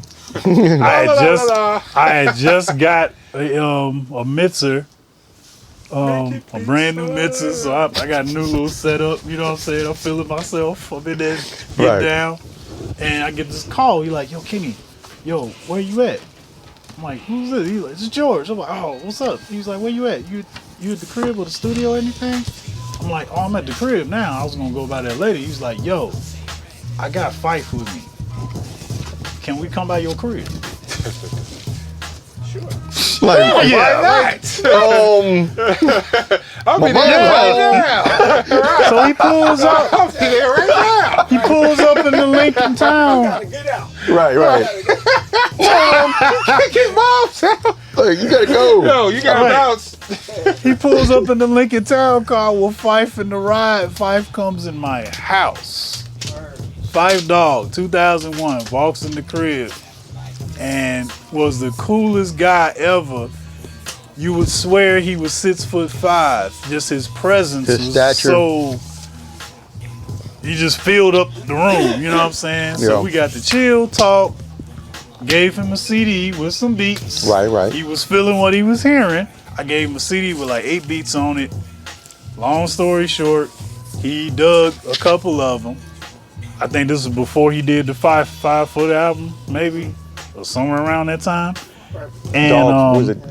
somebody at Frontline messed it up because they got involved and they were talking to Rasta Root. It wasn't George, it was somebody else. I ain't gonna get into all of that, but somebody hit Rasta Root talking about, yeah, we need such and such So they amount of just, money. yeah, that's when it come in, the greed. Yeah, and then they didn't have my direct number at the time for some reason. I think they had it, but somebody lost it. Anyway, it got messed up. I didn't get to. I would have did them beats for little or nothing. Just Right, just because it was fight. you know what I'm saying? Because he really liked my music. So just the interaction was dope. And plus, I'm a Super Tribe fan. And when he passed, you know, I had to do something for Fife, man. I had to do something for Fife. That's dope. That's dope. So, Rest in peace, Absolutely. Fife Dog. so from making albums with us to doing remixes and other excursions. Now, Frontline, you know, Fifth was here. Hold on, before we get to Yeah. Frontline. Yeah. Well, unless you want to touch on like some of the mentors later. You wanna Well, do let's that? Now get you into doing the it right now mentors. if you No, want. we get into the mentors. No. Okay. This is your I got conversation. more. Whatever you want to talk I got about. more. Yeah. Yeah, you already in. Okay, We so good. We good on time, nigga. so It's your night. 1996. We go back again. We're gonna rewind. I'm chilling with Chris one day, and Chris used to get me into like different little parties I wasn't supposed to be at. Nice. Like and he used to get me in the elbow room on the regular. So I'm like 6 foot. Yeah. Damn. Okay. So we already know what's going on. This is 95 actually. When he first started bringing me up there. So we know what was going on at the elbow room then. Spillani's, Dirty, Yup. everybody was up there, right? I'm like 6'2" at the time. And no facial hair, but I was But you was always, big enough. I wasn't no Had the right. yeah, I wasn't no asshole. I wasn't no crazy kid. You know, I was Right. mature. You know what I'm saying? So like, they would just slide me in. So I'm getting to see Spillani's perform. I'm getting to see Thought 4. I'm getting to see Rubber Room. Wow. I'm meeting Metamo. I'm meeting everybody. Right. I'm 15 Right. Yeah. in the elbow room. In the elbow room. They should You know what I'm lock that saying? shit up, man. You fucked up their So like, license. I went with Chris one day, and I don't know where we was at out west. It might have been the famous crib that they had. It might have not been. Who? Spillani's. Oh, okay. Yeah, like Cool Out and Tony. Yeah. Cool Out Chris and Tony Bangs, man. Salute to y'all. Shout man. out to them. I can't they tell need to be you- on the wall as well. I can't tell you what them brothers mean to me, man. Yeah. He took me over one of their crib. It was like, it wasn't a party. Cats was just there, chilling, smoking, drinking. But they was always, they would bring me places because I wasn't on nothing. I wasn't stupid. You know what I'm saying? I just blend in real easy. Right. And I met Tony for the first time. I know he didn't remember me because there was lots of blunts in the air. But he had a tape with some joints going on it, right? And I'm listening to this, right?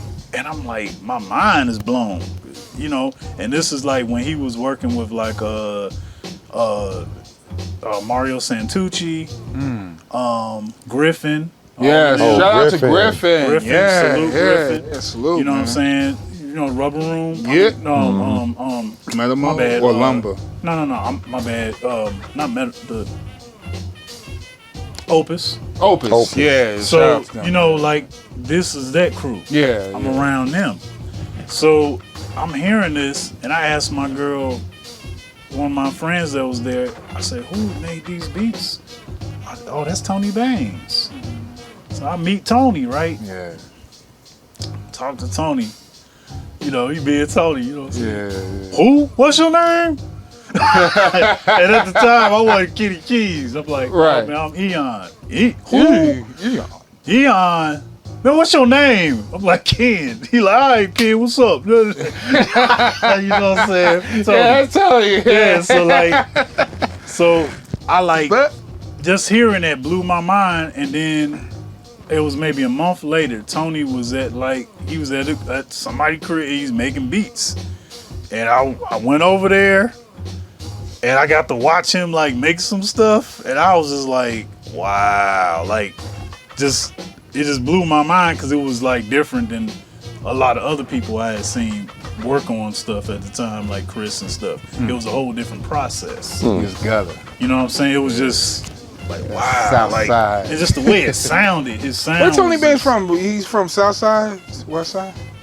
I don't know the origin. I know he. I know Tony The went to origin of the legend. He's That's I know he real, went yeah. to school out west. He's legendary. And that's funny. I've never. No matter where. I've never asked him exactly where he was from. Well, that's a question. His origin story. Yeah, his origin story. Yeah. We gonna have to get So- his origin story. Shout out to Tony Banks. Yeah. Between that and then actually getting tapes of Spillani's music that I wasn't supposed to have because our other homie Ryan Russ, shout out Ryan Russ, who was in the group with Chris called SOL back in '95. They had a song Chicago Home Jam called Hush, and he had always had like cassettes with Elements of Nature stuff on it.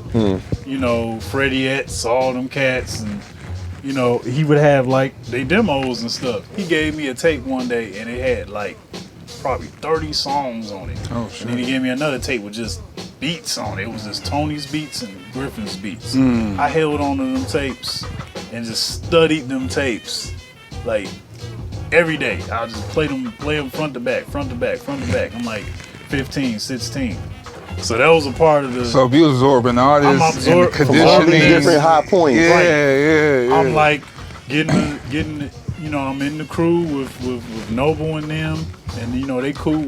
Noble's cool with PNS. Right. So that's I'm moment hearing, connection. Like, moment and stuff. Yeah. That's coming through, and I'm not having And to Noble go. killing on the scratch. Yeah, I'm not. And damn. Noble's one of the most phenomenal DJs I ever you will met hear, personally. dude. Right. Love you, Walt, man. He just DJ Noble, man. You know he Shout out to Noble. Yeah. Yeah, man, changed my life, man. Meeting him and him being, but I'm hearing all this stuff, and I'm not even having to go to gramophone for everything because it's just coming It's right directly to you. round Yeah. about. It's like That's crazy. It's like a lazy Susan, man. It was just serving me up. You know what I'm saying? So I'm hearing all this stuff, and I'm not copying. I'm just getting inspired. Right. The inspiration is like overwhelming. But that's how I felt because it's like you was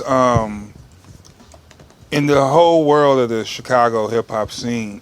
Moment was dominant in regards to the production, but they was kind of like not fucking with everybody. You know what I mean? Right. So that's when it came to a race of other production coming out in Chicago, where it was you, Fifth. You know what I mean? A lot of other, like Radius, a lot of other Taiwan. You know what I mean? Like everyone kind of sprouted out with this music because you had BattleTech as well. And yeah, it started going crazy. The scene started to change. And we was like in the forefront of it all. You know what I mean? Because like we was creating, but we was setting up a standard when it came to production in Chicago as well, you know, and a lot of motherfuckers, they came up after, you know, and a lot of motherfuckers came up around, you know, but they could never get down with that sound. And that's where, it was crazy era right there making music in general because we was doing what the fuck we wanted to do. Yep. You know what I mean? And it was really like dope when all of us seen us all grow into our own little sounds from Pugs, Psalm, Ty, you know, Infinito. All of us would start doing our own thing, but it was dope. So, cause you branched out, not only you work with me, you work with Lyric District, you know what I mean? So like, moving forward past that, past the mentor stuff, but like, once We Credit came out, we had a group called Lyric District, who was Band Alpha, Mr. Rogers, who was MCI at the time. Yeah, that's right. And you had Johnny. Yeah. Who actually did the artwork for the We Equators cover. Yeah. So they were really nerdy guy, really nerdy. Simple and Ollie. You know what I'm saying? He was doing the Company Flow stuff. Yeah. Before Company Flow. Yeah, Before we heard him. Yeah. You know what I'm saying? Yeah. But so which is very, very much so true. So, 2000 hit, 2000 hits, and what you playing? This gotta go. Yeah, because that's what I was trying not to just end it. I was trying not to do that, but I was like, I ain't want to. I just feel like he can't finish his thought. This shit going on. Like, what is this shit up here? This ain't my life story soundtrack music. I need some Kitty Keys music to tell my story. Give us some keys. Yeah, give some keys. There we go. I'm fucking with you, Abby. I didn't like it either. Trust Give us some keys. Yeah, I'll take the keys. So there we go. Dude, this nigga doing a narrative over his own shit. Man, where's the first ever? I'm gonna call it. This is the first. But yeah, we here. There you go. So 2000 hit. And this nigga get cooler with his Right, you see that? Now I was like, this story sounds so much better. I took my glasses off and shit. Oh shit, go ahead. You know what I'm saying? But 2000 hit, I get in Lyric District because they didn't necessarily have a producer. Mr. Rogers was making, MCI was making the beats. And wait a minute, am I tripping? MCI, that was him or no, he had an MP because I went over there trying to make I'm talking about the name. Was that him or Band? MCI was Band. Mr. Rogers was always Mr. Rogers. Okay. All right, I'm sorry. I think so. Don't kill me. Don't kill me. I know him as well. Don't kill me, my brother. Yeah. Anyway. MCI. So I get in the band in the group with them, and we started rocking. You know what I'm saying? Like, and they was rocking on the circuit with a lot of the sub T cats. And Yeah. six. Yep. Pacifics. Pacifics. Shout out to Rex, and PK, and Norm. Yep. And Y'all Norm my Rockwell. brothers, you know what I'm saying? And we was just man. Man, where you spinning at, man? You know what I'm saying? we was doing it, man. Those the guys. We did about 3 different albums total. You rapped on it too. Yeah, that's when I was. And you rapped on stage. You was on like, your JD shit. That's what I was like. You know, I mean, I'm learning from the best though. You know what I'm nigga. I got Pugs, I got Kaz, I got Riff, I got Chips, Penny, and man. Where are you at, Chips, man? I hope where you good, Chips? Where's the Chips? Love you, dog, man. I don't know where you at, Kim, man, but dude, we had so many excursions with Chips. Yo, Chips. Chips will tell you how your mama tap danced at the Apollo last night. And tell you he never ate pussy before, but tonight's gonna be a first. Yo! Kim Chi. Man, I used to go to high school with this nigga. We be in class just chilling. And he'd be like, hey, yo, Kaz, it's time to build our skills. Nigga, it's biology. Yeah, it's time to build our skills. Hey, nigga, the teacher is teaching right now. Who gives a fuck, man? Whatever we gonna spit is gonna be more enlightening than what he's talking about. Yep. Alright, I got the beat. And we do a fucking cipher, and when Chips rhyme, it's an intensity thing, and he's very theatrical, and oh my gosh, you just see this Omega level MC come out. 1 of 1. Yeah, and it's just remarkable to hear, because he brought me back in there. I had left Nacrobat for a minute. He brought me back in that bitch. Like, dude, what you're doing? Come with us. I'll show you the way.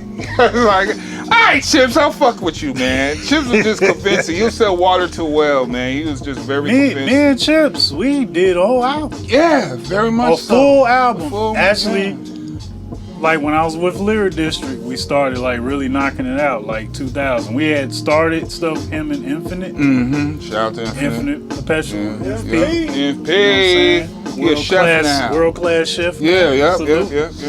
But we had started back then doing stuff with them, and then we kind of transitioned to just doing stuff with Chips, and we did a whole record. We had like 12 songs. And I'm telling you, it was some funky shit. Crazy. It was some crazy. So mind you, I keep my stuff. I'm not a hoarder, but I keep stuff, and I keep it small and tight. But like it's, some of the dopest albums y'all never gonna hear. Yeah, like I got all this. I'm sorry. I got all this. When you say never. Well, it's just a word. Part 3 to that conversation? Yeah, right. That's what I'm saying. Like when you say never, what you mean? Why is it never? Why I'm not against. My bad. I'm touching the mic. Yeah, I'm not, so you say less. That's it. I'm not against unearthing any of that stuff. Yeah, it's time. It's time. I got the 4-track tapes. I own the 4-track. I never was out without a 4-track. Yeah. I got everything. Yeah. Everything. There it is. Done. Yeah, we can track. Yeah. Pugs know. I occasionally just send him stuff. Yeah. Wow. I'll be like, man, I was like, you having a good day? Yeah, man, everything's cool. It's about to be better, man. Remember this? You know what I'm saying? So I send him stuff every once in a while, Yeah. The original, what was that shit with him and Butter? The original No Hope. Yeah. Oh, man. If y'all heard the that, original that was No Hope. Man, Uncle because that's Butter. how it was. It was always like 2 or 3 different versions. Yeah, it was two. Right. By the time I got the public hear it. Yeah, because we would do like demos at the crib. Then we'll do like a demo of the demo, and then the actual joint. Then the actual recording. So I kept everything. Yeah. Like, I have like I have probably about 75 or 80 8-pets cassette 4-track tapes full of nothing but Nacrobats and everybody else who came through the crib, including. We keep everything. Yeah. Documentary. All the stuff fit. I got 2. Because ain't no downloads. This is real physical shit here. He talking about a 4-track is a physical mixer that have tapes. You got the tapes. He had them in a fucking little mini shelf in his fucking crib. And then he had his little floppies right next to it. Yeah. So floppies. This is when he got into. So this is now we get into the box. 2000. Yeah. 2000, right? So I'm working with Lyric You District. gotta show these fools. What a floppy disk is, Just in case. That's a mini disc. This kid's. You can't work that MP without. This kid's is a 3.5 floppy disk. This holds 3 megabytes of information. Is it 3? 3 No, megabytes. I'm tripping. That was the super disc. This is 1.44. And I was still good enough. This is half of your song. This was good enough. No, actually nowadays they songs only 50 seconds, so you can probably put 2 of their songs. I think like the one single snare will fit on there. So like, we saving, Across this. yeah, so that's crazy talk. So those are the joints. So you will have. So 2000 passed. I'm working with Lyric District. I'm still on the. I'm not doing acid.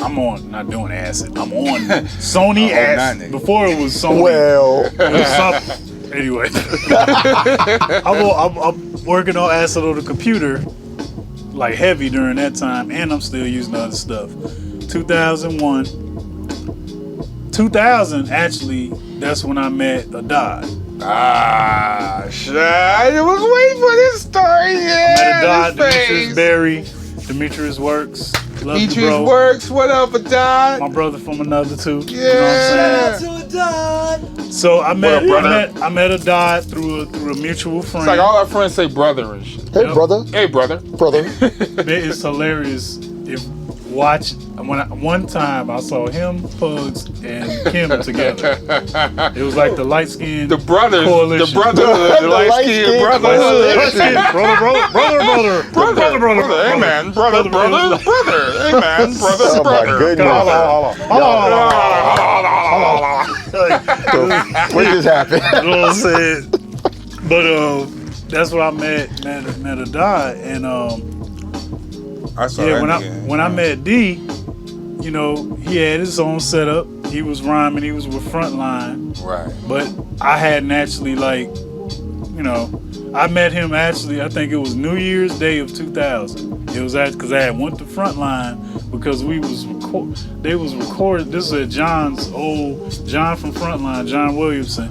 Well, let's just take it back because Pugs and Prime used to record over at Frontline. Exactly. So it's like late '99. They was I can't call it a group because Prime is in political shit. But wherever the rap group they was in, they used to go over at John House, and that's actually I take that back from the fifth story. That's where I got to know John and Atlas. Yeah. And then that was at John Crib. You know what I mean? So then that evolved into the studio out in on Cermak, which was Frontline Studios. And that's when the shit started growing with them. Yeah. Remember? The little studio crib. Yeah, studio walk crib. in, walk out. Walk in, walk out. That's where I first met Quell. That's too many motherfuckers. It's around the time when Quell used to record and he used to pull me to the side over there and he used to spit his verse. Do you remember the first night we met Quell? Yeah. At the pier? Yeah. So we at the pier. This is what, 99? Summer of 99? Yeah. We at the pier, chilling. Dude politely walks up, had the blue sweat. I don't know why I have this photographic memory. I can remember what everybody was wearing, everything. But anyway, I do that with music too. I can remember all this random, intricate stuff. But anyway, he walks up, got the blue sweat on, and the khakis, right? He walks up. Hey, what's going on, guys? Hey, man, my name is Quell. Hey, can I rhyme with you guys? Whatever, man. Man, everybody started rhyming. Right? Pugs. He kick it off. Yeah. Boom, boom, boom. Cars jump in. Riff jump in. They going back and forth. Like they always do. You know, a few others start do that joining swing. in. When Riff go back, we go swing. Here we go. Pendulum rocks. Then, all of a sudden, like, it came to a point and everybody was looking like, okay, you can jump in anytime. It's time to see what's up. Man, Riff came. I remember it was Riff. Riff came off the rhyme and he said something. He looked at Quell. Quell's like, the way he introduced his rhyme was so clever. He accepted the invitation to rhyme. He was like, oh yeah, word up. And okay. And he's like, and then he just started going in. And we was all, you know, and then all of a sudden, okay, we disconnected from it because we just listening. But then we was like, wait a minute, where's this voice coming from? Because it was like, we knew he was rapping, but it was sounded so amazing that we was like, wait a minute. So we looking for something else. Yeah, nah. And then all of a sudden we like, no, that's you? This dude. It's you. We were all just like, so that you know what happened after that? Punk's like, hey man, what crew? Well, welcome. What's your crew? Stamp. You're crowned. You're one of us now. Yeah, you're with us now. You're the Decepticon. But okay, so I got to know D. He had it set up at the crib or whatever, and at the time I got all these different machines I'm using. Right, so you got the SU700. No, at the time I just had the XP80. I had the keyboard. Yeah, I had a Proteus module. Right. I had the speakers, the mixer, the 4-track, the computer, the two old samplers, some reverb machines. I had a module, I had all this random stuff. So I'm just mixing and matching, putting stuff together. It sounded good, but these like, hey man, that computer thing, it makes this noise every time we, because we started messing around a little bit. He became the super technical man. Because he worked guitar. Sam Ash. Yep. He worked at Sam Ash. He's like, look, I want you to get this machine called a Yamaha SU700. And I'm like, okay. He's like, it only costs like $300. I'm like, what does it do? He's like, it's just a sampler. He's like, it's just a sampler. He's like, it look crazy as fuck. But it's trust me. Trust me.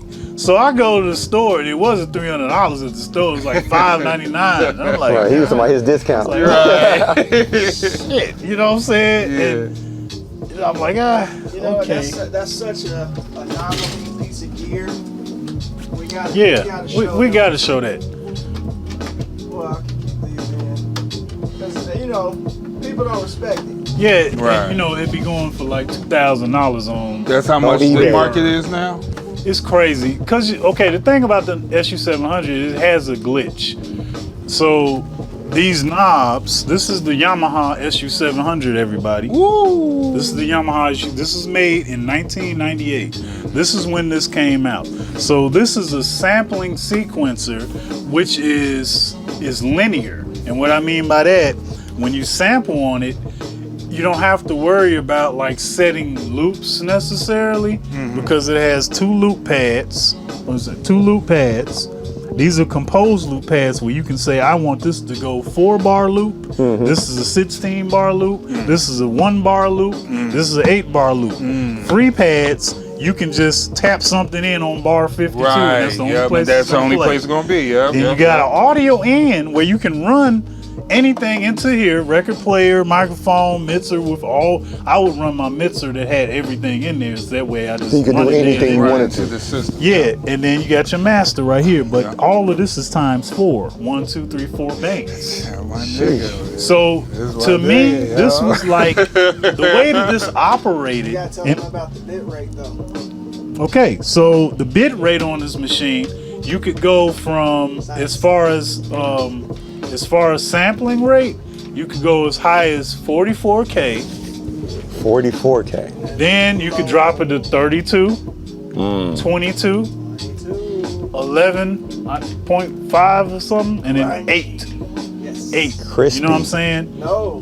No, that's the sampling rate. I'm sorry. The sampling rate was 44, 22, I'm 11. talking about the bit rate. The bit rate, bit you could rate. drop it from 16 to 8, from 11 to 8. 16, 11, 8 or something like that. But the 8 was like, That's when that shit sounds So- fucking grungy on them drums. dude. Sounds So like crispy chicken. and then you had like effects on here. You have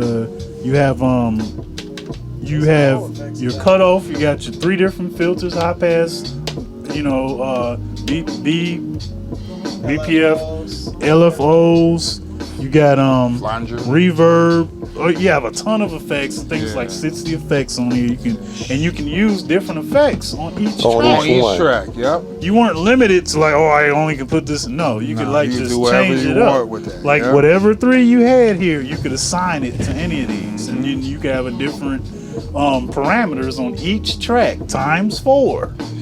So there's a lot to do. So this machine, 98, this was way ahead of its time. It came off the heels of a keyboard called the Yamaha EX5 and EX7, which was a keyboard that had the same technology in it.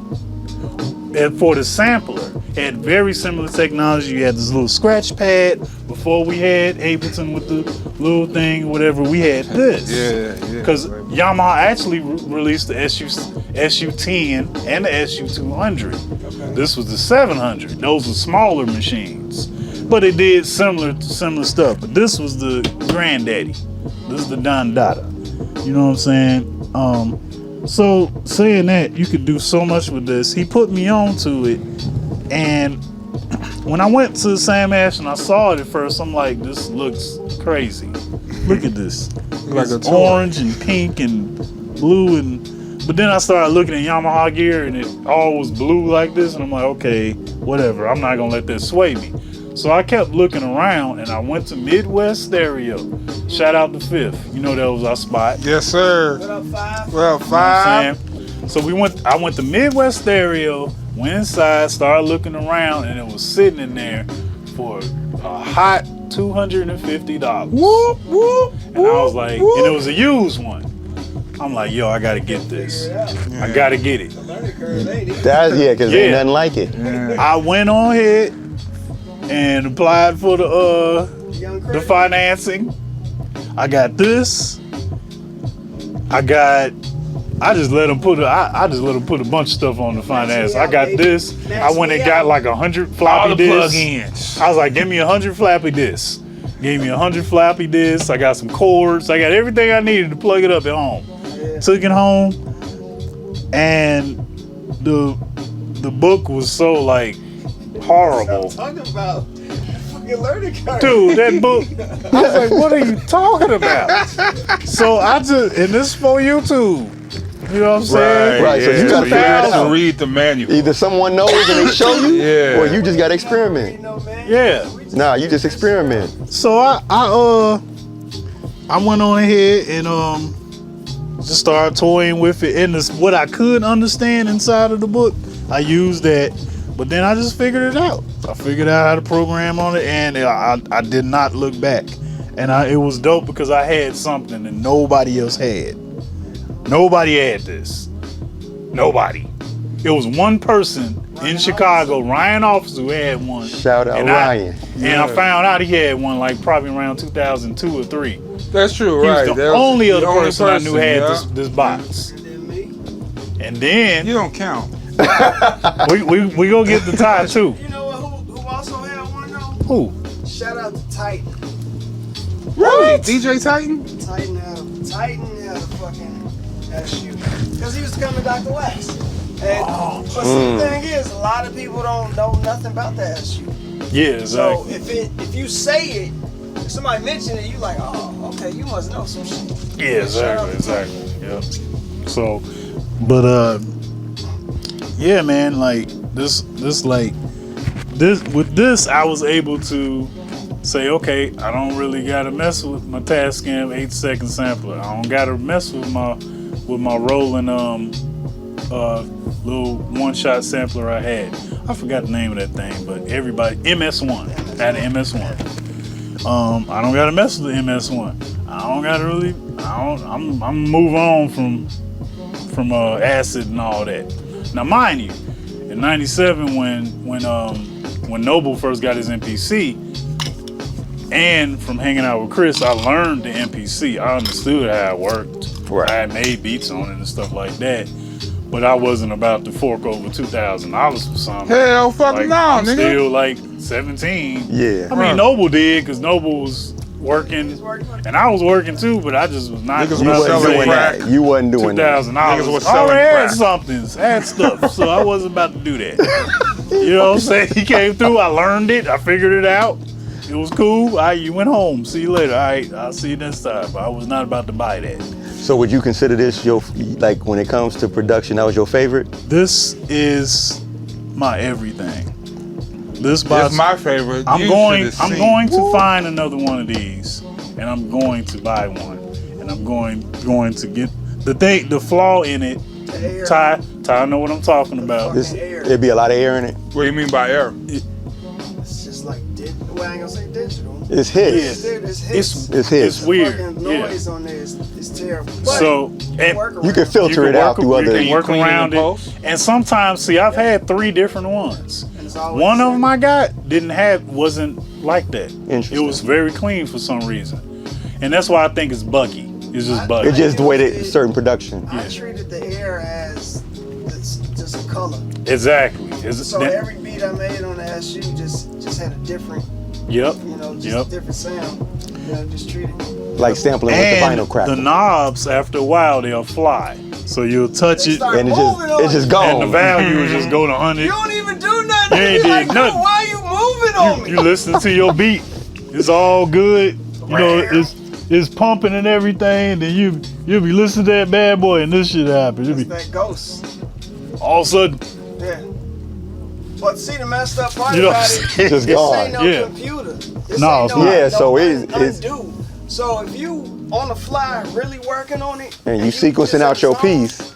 you might not remember what parameters you changed. Exactly. And the shit start moving on you like, dude, Yeah, exactly. Unless Ruined you your whole saved it. sound. Unless you saved unless it. you say, yeah. You know, you have floppy right here. Now it does have the scud. You can get the SCSI. You can get You can add the ports. Yeah, you can get the zip and all that. You Yeah. can do all. You get the sits outs or whatever with the stereo. So that's 8. See, we keep it basic, baby. You know what I'm saying?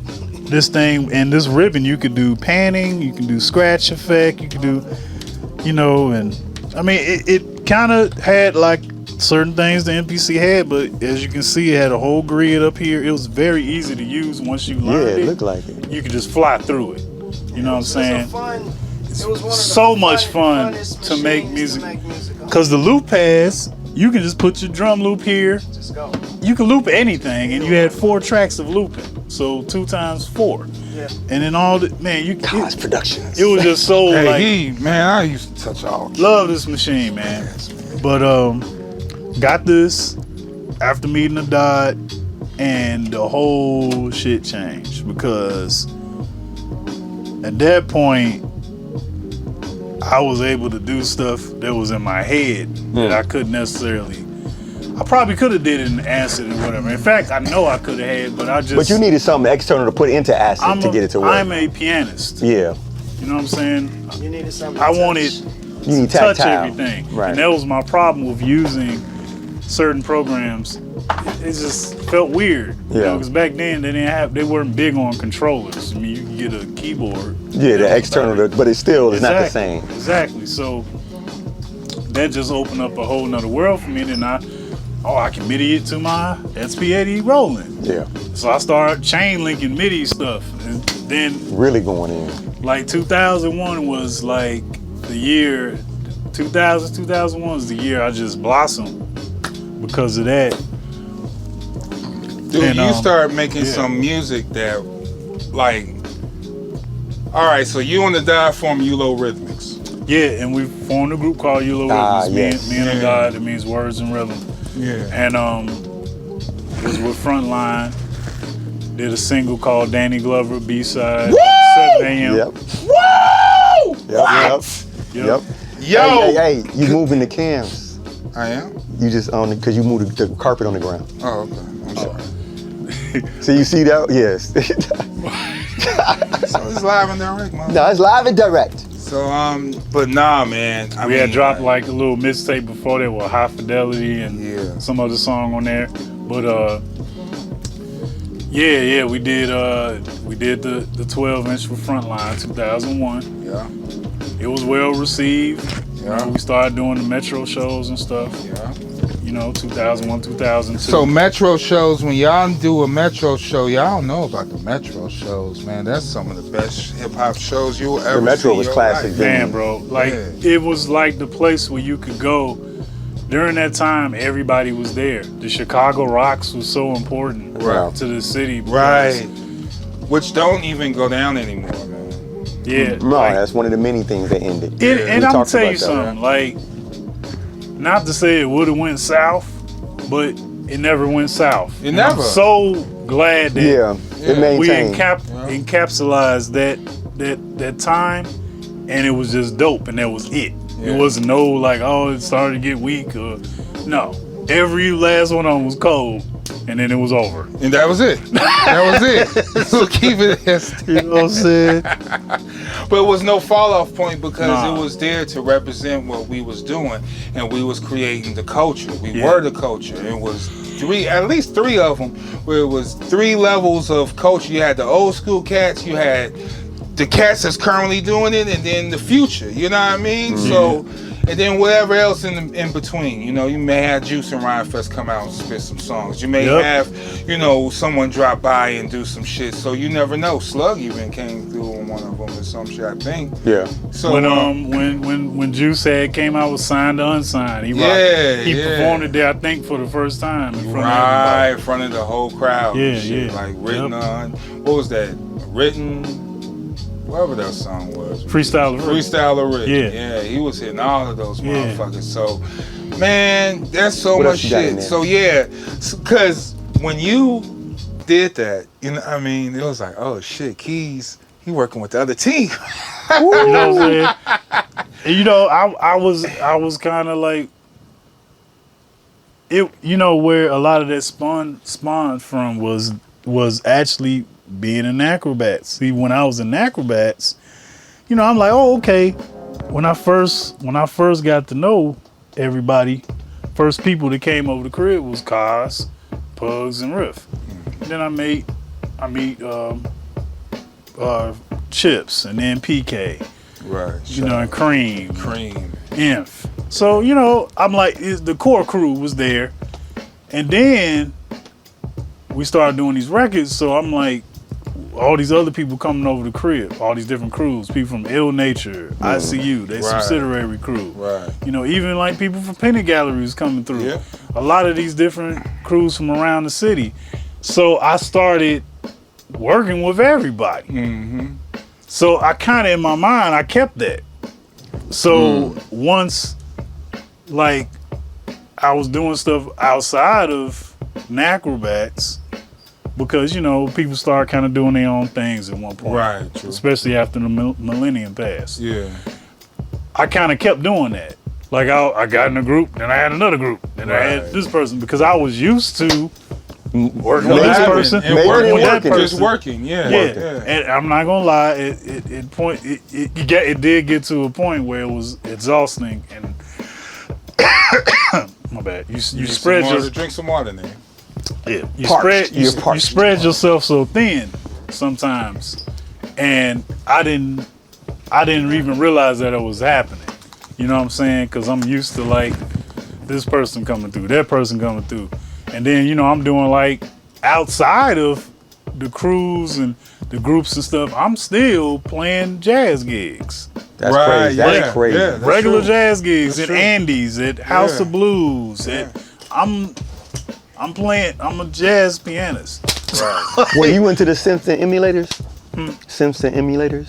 like the Moogs and the Kurzweils and the... So check it out. Like, I had access to all that stuff because of Chris, and then I knew other people that wasn't necessarily into hip hop and stuff like that, like R&B artists and stuff. And I, you know, with knowing Chris, I got to meet a whole nother side of like the music industry. Like, I was doing stuff with R&B artists and stuff like that outside of this too. Right. So I got to see what they were using. Like your last project. Yeah. Like the last project you did. Right, exactly. So like I said, I was always Everywhere. doing a bunch of different stuff. And if you know, you know. You know what I'm saying? Like, I had a lot going on. Shout out to Tone Be Nimble. Shout out to John. Shout out to Frontline. Shout out to all of them, because you definitely collabed and worked with all these little crews, and that was so cool because I was just like right with you. I'm like, hey man, where we going? I'm your car. I'm the eyes that's back to you, kid. Kid. Everything. Yeah. Cos was there for he knew. Yeah. I'm like, yo, I'm doing such and such. Hey man, why you tip me? All right, man, come on, let's roll. Yeah, fuck it. You know what I'm saying? We put the gun. I'm going too. We put the gun in the case. Because I'm like, what the fuck you doing with Frontline, nigga? You in the studio? You the fuck? Fully in the studio, like, you know what I'm saying? I know Keys. He over there. He cooking. Yeah, cooking and shit. Where's my beat at? Right. What the fuck you doing? We're in the 500 Cermak building, right? Right. And we've been there before. Shout out to Intel we're in the Music 500 Cermak building, and not only was Frontline in there, but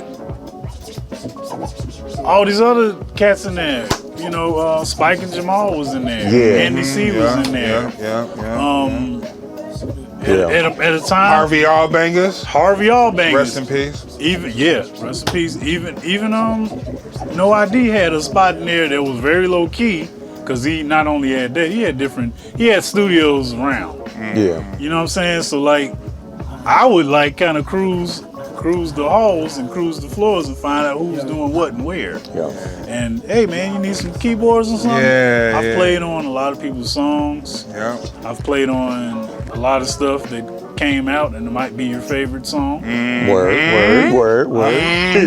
At some point in your life. Tasty. You know, had a lot of that. You know, I was doing work for hire. Right. I was a new father at the time. I had my baby, you know, in December 2000. So like, I'm hustling. Right. I'm playing gigs. I'm playing jazz. I'm doing studio musician work. I got into doing advertising with Chris, who worked for Burrell and Leo Burnett. So he had me sometimes doing commercial work for him, doing commercials with him, for, you know, different companies and stuff. So I was doing a whole lot of stuff. Work. Nah, Keys was cooking, and that's when everything, it was popping then, because it was just like, dude, from shows to the music and releases, and just just sometimes even be in the studio scene, because now I'm out. I don't have to do no work. You just I'm just here. just You know watching what I him mean? shine. So I'm catching a die doing these songs, and then I build this relationship with him. He built relationship with Ty. Yep. Those two Now, are kind of the dopest motherfuckers ever. Me and Ty, we started connecting in 2001, and because he worked at Dr. Watts. Right. So I'm gonna be honest with you, and because I'm not one of them dudes that say, "Oh man, yeah, I did this and did that, and yeah, I Right. did everything." Excuse me. I had my own journey. You know what I'm saying? I did a lot of different stuff, but I wasn't always on the south side shopping for records. I lived out west, and it was easier for me to get to the north side sometimes. So I would be up in Hi-Fi. Yeah. You know what I'm saying? I would go out to Oak Park or up on Madison, out of the pass. Yeah. You know what I'm saying? So I had my spots, and I knew people there. But when I started, I didn't start really going to Dr. Watts until like 2000, 2001. And I would see Dwayne a lot there. Yeah. Shout out to him. And Dwayne, would hit me on like, cause I'll be looking for jazz all the time. And he would just hit me on like different stuff I wasn't familiar with. Yeah, that's You him. know, or just like albums I didn't know existed by certain artists. Because like he was breaking the rest- everybody. Exactly. Right. The rest, or like the rest of people's catalog that I wasn't, like, I didn't know how deep Lonnie Liston Smith catalog was, and he put me on that. Yeah. Then I would see this guy. He would be walking around the store, Just being touching busy, stuff. Yeah. Just touching doing everything. stuff. Little putting stuff gremlin. up, You can just touch gremlin. putting yourself. stuff down, Just gremlin. moving around. I was really at work. Right, he was at work. Right. So I would see him all the time, and he probably didn't notice me because I'm a pretty quiet guy. You know what I'm saying? And I would just notice, and I noticed that he, like, when cats would come in, he knew everything. Yeah. He knew all the hip hop, and he used the hip hop buyer, right? Charles, yeah. You and Charles. Charles. Shout out Charles, Shout man. out to Charles, man. Man, shout out Big Bro. Shout out to all the Dr. Wax alumni. Dr. 'Cause Wax they team. did support us, supporting Oh, Randy. Yeah, shout Yeah. out to Randy. Yeah. Man, Yeah, bro. Yeah. Shout out to all of them. Randy. They taught us entrepreneurship Yep. and how to put records in How to their break store, records, how how to to break do records, everything, how yeah. to sell records, how to do Market everything. Yeah. Let me know. Anything you want. The last one was Britney's though, but Oh, word. yeah. Oh, it was? But She yeah, already did it? Yeah, she did it already. So I started going in there. I'm seeing Ty. And so we just, I'm trying to remember. I think we just kind of just started talking at some point. Just like, I would be checking out. You know what I'm saying? Be looking at stuff. Oh, you getting this? Oh, okay. You know what I'm saying? We started talking or whatever. And then I think I found out that he knew Pugs and, you know what I'm saying? Then it all starts Yeah. connecting. So at some point we was like, yo man, let's hook up, just hang out. Cause he told me about all the records he had and all this stuff. And, we just had like mine anyway. So, I started hooking up with, It sounds like Let's call it mine. You can name all my beats mine. If it ain't mine, You know who it It is mine, belongs to. so I started hooking up with this dude, going over his crib, 2001. I was in Hyde Park. Yep. hey, Started hooking up with this cat 2001, and I had the SU at the time, and I was like making stuff every single day. I was just going crazy with that box, and so I bring it over. He like, wow, what the fuck? yeah. You know what I'm saying? So I'm showing him how to do stuff, and then he's showing me stuff on the MP and how he does these intricate, crazy programming. His programming, It's phenomenal. to this day, I haven't seen somebody do programming like this. I agree. It's crazy. Like, I agree. He don't use the same drums. no, Right. I mean, whatever. I mean, He it was like produced, if you listening to one of his songs or Yeah. his beats back then, I would say personally, just from watching him work, there might be 20 different programs in one track. Absolutely. Like just the way he got it. That's true. All He the bouncing it parts through everything, and piecing It was everything. so crazy. So it took me a step further than what I learned from like Noble. You know, so like. So add another opened tier it, to like your- we were talking about earlier. We opened up both for each other's minds. Yeah, that's what's up. Like the stuff he was doing, I had never seen. The stuff I was doing, he had never seen. And we formed. I don't even know if you call it crew. It was just us, man, and we was the connection. You know what I'm saying? Oh, it was just me and him, that's man. how you That's do the it. connection. That's the And connection. we was the connection. Connection Yeah. came from us just. Building. Yeah. We wasn't even under no flag. This wasn't a Nacro thing. No, Nah. This wasn't it's me and Ty. This just y'all all that. free to do whatever. That's that Just- purity. And that was the beautiful thing about it, because we formed a brotherhood like that. Hey man, I just used to say this. It was 3 niggas who could tear up a fucking Kenny Keys beat, man. It was Ty, Adad, and me. If you couldn't fuck with us, then that's it. You know what I mean? Like, it's it. It sound good. Sound cool. But it wasn't that. It wasn't that. Because we all had distinguishing ways of how to approach his music, his Yeah. beats when he presented them to us. You know, and nah, it's just good times, man. So shit, man, from beat battles to fucking features to fucking creating your own stuff and touring and everything, man. It's like Kenny Keys. He's touched a lot. It's a wonderful life. Your family and everything, you know what I mean? Like, you know, I seen a lot from this guy. I seen Yeah. life. Well, You know, I seen life from We, all phases. Yeah, man, so yeah, you know, me and Ty started linking, doing that. During the time, you know, we messing with Frontline. I'm with Frontline. We do the tour in 2003. And then, you know, Frontline started to dissipate. Yeah. At that point, me and Adad moved on to All night. All That, Yeah. Tone Beat. Tone B? Started working on the EP, Extended Play. And even during that time, you know, we still making music, everything, still playing or whatever. And, you know, it was just, it was, what was dope was that when I got with All Natural, that opened up a whole nother door for me too, because it was like a place where I could bridge the Chicago underground with what was outside of Chicago as well, as far as hip hop went. So I got to, like, you know, from the tours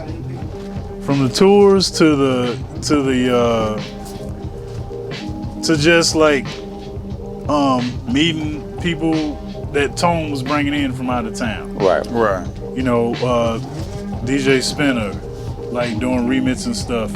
Me, you know, not necessarily meeting them, but getting my ears more accustomed to even more stuff that I hadn't heard. Tone's record collection was massive.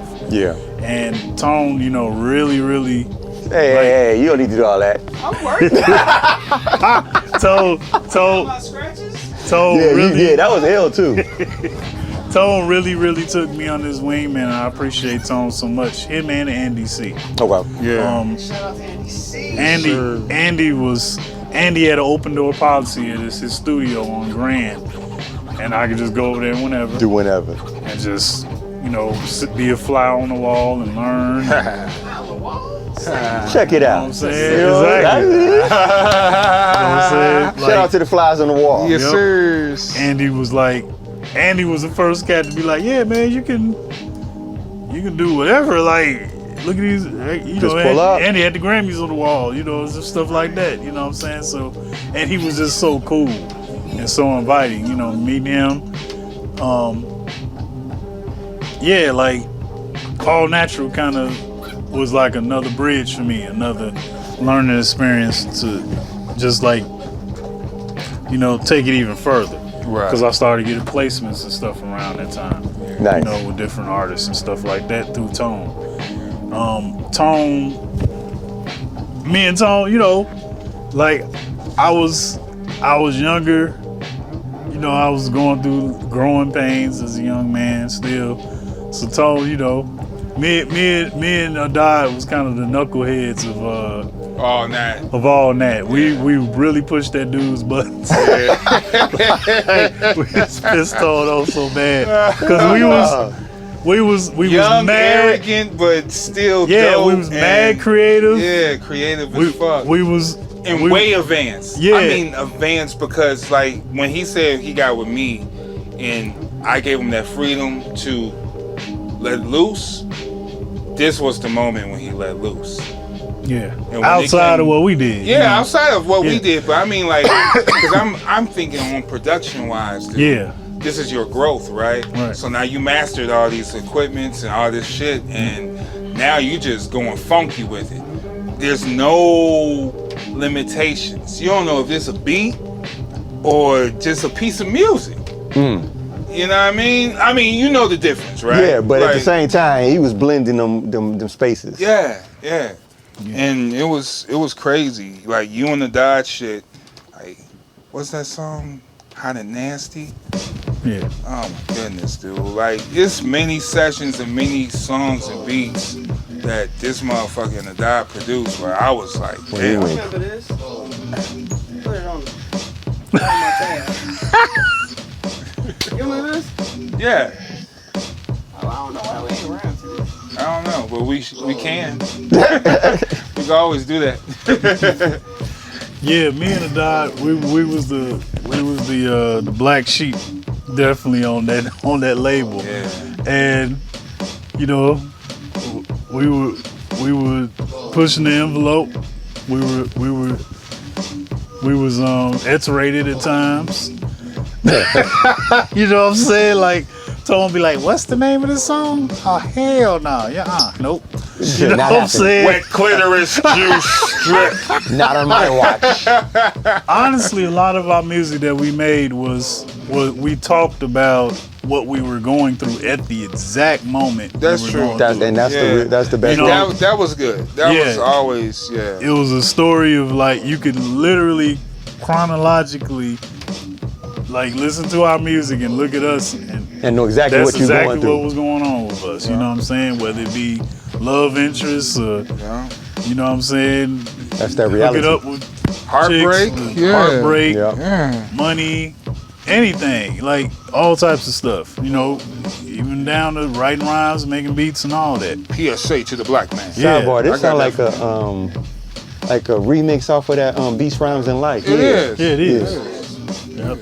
Good ear there, Starscream. Yeah, it's flowing. So there's another part to it too. Hold on, what's going on over here? That's the MPC 200. Just the MPC 200. Stop doing that to him, No, fuck that. You let these motherfuckers know, yes, this is an MPC 200. The screen look different. It's from the future. Yeah. Future. This is dope, man. This is dope.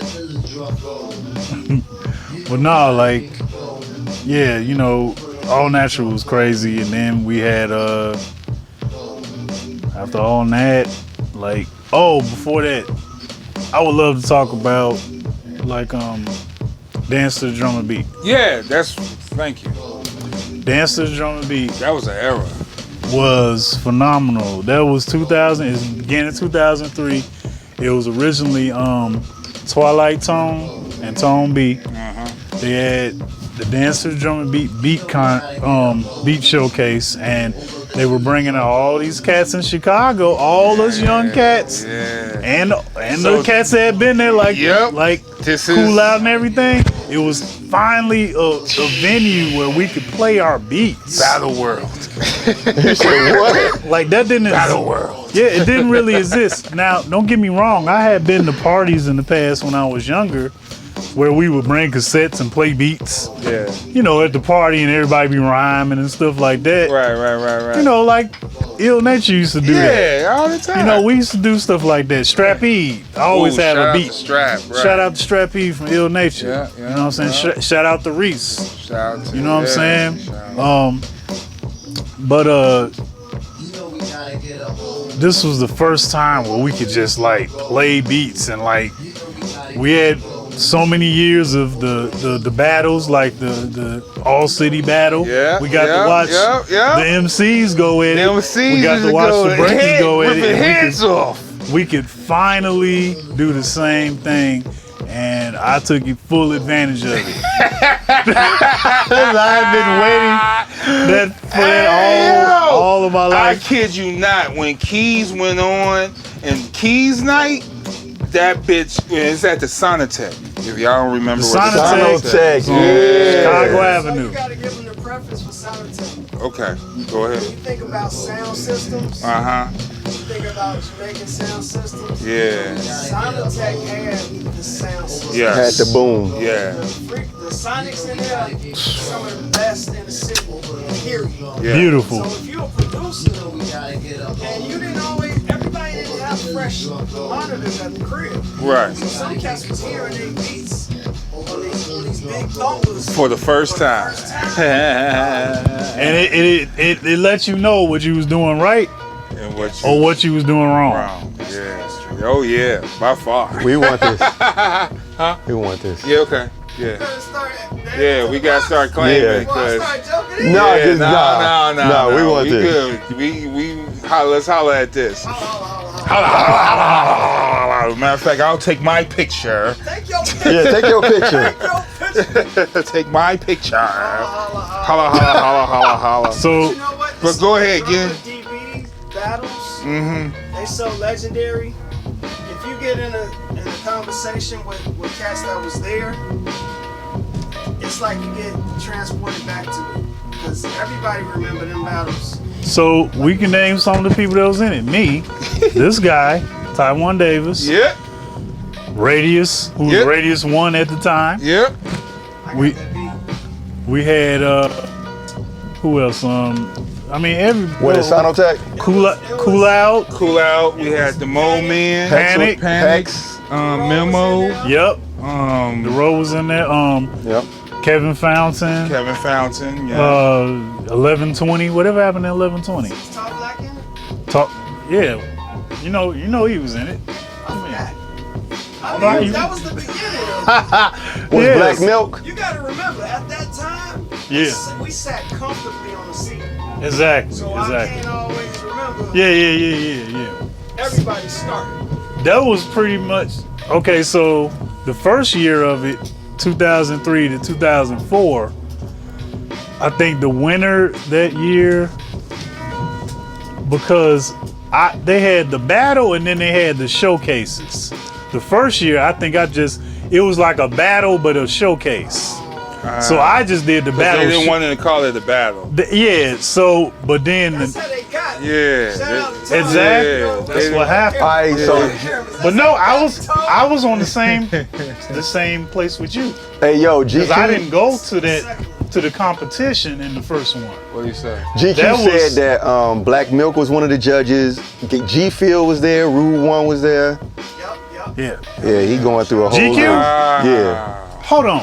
Okay, let's pause for a second. Props to my brother GQ, man. Big brother GQ. I met Big brother GQ back in 1996, and I always have this beautiful memory of GQ, and I tell him about it all the time, and I'm gonna tell him about it again. So I'm walking up off of Michigan Avenue, about to pass by the Boston Market or whatever, and I'm coming over the bridge, and I see this brother walking with an all-white Reebok jumpsuit on, with the matching hat. Yeah. Had the new Iverson 2s on. The outfit, I think he had black Iverson 2s, but the outfit was just banging, right? And I'm walking and he's like, yo, what's up? And I'm like, yo, what's up, man? He's like, my name's GQ the teacher. You know, he introduced himself. He saw I was hip hop, you know what I'm saying? Yeah. So like, That's how it was back then. yeah. Youngins. You Yeah, knew. You so- could tell. You knew. Exactly. So we had got to talking, and I actually seen I actually seen GQ like before on the train, but it didn't click at the time, because he used to do his thing on the train. like straight up one of the illest shows. Yeah. He'll just get down, killing it with the beatboxing and the reggae, everything he was doing. It was just ill. The permanent, and I used to see him. permanent. You know what I'm saying? Parliament. You know what I'm saying? But I saw him and he just struck up a conversation with me. That's what he do. Yeah, I was that's what I do. 16. Yeah. And we just got to talking, and he had a folder with him, and in this folder he had like a bunch of basketball cards. Yeah, I remember we used to play them. he had like ill basketball cards. He had this one Iverson, and we was just talking. He's like, "Yo, I'm about to go to Boston Market. You want to go with me?" So we go up to Boston Market. We get some chicken. We sit down talking. He pull out the wooden Allen Iverson card. I'm like geeking over it. We just talking. Exchange numbers or whatever. I tell him, you know what I'm saying, where I go to school. And that's how I met GQ. That's how I met, and I would just see him all the time after that. It's like when you see a car on the street and then, or you buy a car. Yep. And then you keep see seeing it all the time. Yep. Like I hadn't really seen him like that, but then I bump into him all the time, But GQ always showed me love, man. GQ, he bring everybody together. You know what I'm saying? Like, he bring everybody together like no other, and we can't pay for people like that. That's you know what I'm saying? Shout out GQ. Shout out to GQ the teacher. Shout out to GQ. Salute GQ. Parliament. You can't pay for that type of love, man. You know what I'm saying? So yeah, but Oh, you can lick a shot for GQ the teacher. But what was we at? We was at the drummer. Drummer Beats. So 2003. It was Mediocre. Oh, yeah. Chester Copper Pie. That's right. Shout out to Meaty, man. That's my man. Meaty. So I'm doing the showcase battle with Can you them. grab that K Cruz, so I can sit it right here? Keith Cruiser, yo, all them. You know what I'm saying? So like the first go round was dope. It was just really a true showcase. It wasn't really about the battle aspect. We was really showcasing. But the second half became like a really all out battle. And Rude won that year. Huh? And after that, we had who else? The second year, then we had more cats. I remember one battle in particular that when I got it the second year, I was battling this cat named Issues. I wonder whatever happened to Issues. What happened to Issues? I don't know. Like, Issues was dope. He was dope. But yo, in the spirit of Nacro, because think about Nacro, we was family, man, but we was also, we'll bully you down. We was some killers. We would bully you down. you ain't want to poke the bear. And that night, for some reason, this cat. What happened? Yeah, he tried to start. Let me tell you, before the battle, I heard that this dude was like kind of like running his mouth. Yeah. Talking about, yo, I get the Kenny Keys. Okay, cool. Yo, it's gonna be a rap. This and that. You can't do it. Just mouth and oath. So we get to the I get to the showcase battle that night. Yeah. It's Issues, me, and Maker. Right, so Okay, And right. somebody else. I remember that. Because it was Is it in the two wing, slots, the and then So basically, it ended up being me and Nah. Issues at the end of the night. The whole night, this dude is like antagonizing me. Yeah. it worked. Yep. It didn't turn out too well. For No, me. it didn't turn out too well. He had some issues. He had some more issues. He had some It issues. didn't turn out too well for him, man. Some Salute you, bro, if you watch it, man. You know what I'm saying? But Damn. yo, I had to go in my Nacrobat and show him a little something. You know what I'm saying? My homegirl KD was there that night, and I had the keyboard and the SU700. She's like, Keys, you was fucking the keyboard. I was doing the kimchi dance, you know what I'm saying? But that was a legend. And that was the one night, Coney told me that was the one night he couldn't come. Who, Coney? That was the one night he missed. Yeah, because he was documenting. It was crazy. Yeah. It was crazy. Before I had cameras, Coney had cameras. Yeah, it was crazy. Yeah. It was crazy. And then I had my second battle that I won was against Memo Yeah. from Old Mid. It's funny how me and Memo first met. I first met Memo in 1997 or 8. It might have been 8. And I went to his dorm room. They was like up at he was up at like UIC up there. Yeah. I went to his dorm room. He had the MP sitting there, we chilling or whatever. And he's like, "Yo, what's your name?" Kenny Keys. He's like, what's that? You play keyboard or something? I'm like, yeah. He probably don't even remember it, right? Memo gonna give you a real sharp one. Yeah, he gave me a real sharp one. Yeah. So like we. Corey fucking Mitchell, man. he like. So I played like some of my joints, right? And he like, yeah, it's cool, man. All the keyboard shit is cool. So it was like a slight diss. Yeah. Natural. Right. But real talk, this was I was talking about earlier. This was the transition because everybody was going to Moment for beats and stuff. Right. But now this is some this next level coming and it's out of that realm. Right. And it's not just all MPC shit. This motherfucker. And at the you time, say it's keyboard, okay? Right. At the time, like, you know, like which is really Q-tip to like, you know, Premiere.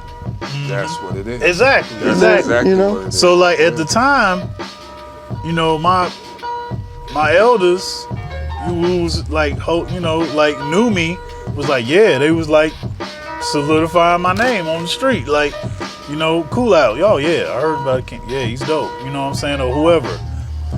So like he kind of dissed me, and I was like, all right. So I held it. I remembered it. Never forgot it. I remembered that shit because there was people around. They heard that shit. Niggas was laughing. Yeah.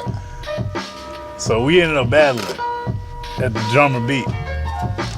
It had, you know, we had did the other rounds. You know, you was battling somebody else, and then it came down to it. I gave him everything I had. And the kitchen sink. And it turned out pretty good for me. It was a good evening. And it was respect though. Yeah, like, no doubt. It was respect. You know what I'm saying? Respect to Memo. Yo, I appreciate him doing that. I also appreciate Kanye dissing me. Kanye this shit? So one time I was on a phone call with Fess, my girl Kim Jones. Well, first I was on the phone with Fess. And no, I was on the phone with Kim. Kim called me. This is the end of 1995, beginning of 96. This actually was 96. This is around the time he was on the radio. Yeah. And he had did that video and all that stuff when he was rhyming and all that. So he's like 18 at the time. I'm like 15, 16. He's feeling himself. So he's feeling himself.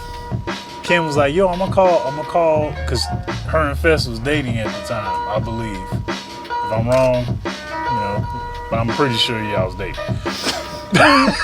In your young mind, no, they were she dating. said like my boyfriend or something. I'm calling Okay. Yeah, so like she calls him, and he like, oh, okay. So I play some beats over the phone, and he like feeling it. He was like, oh shit, all right.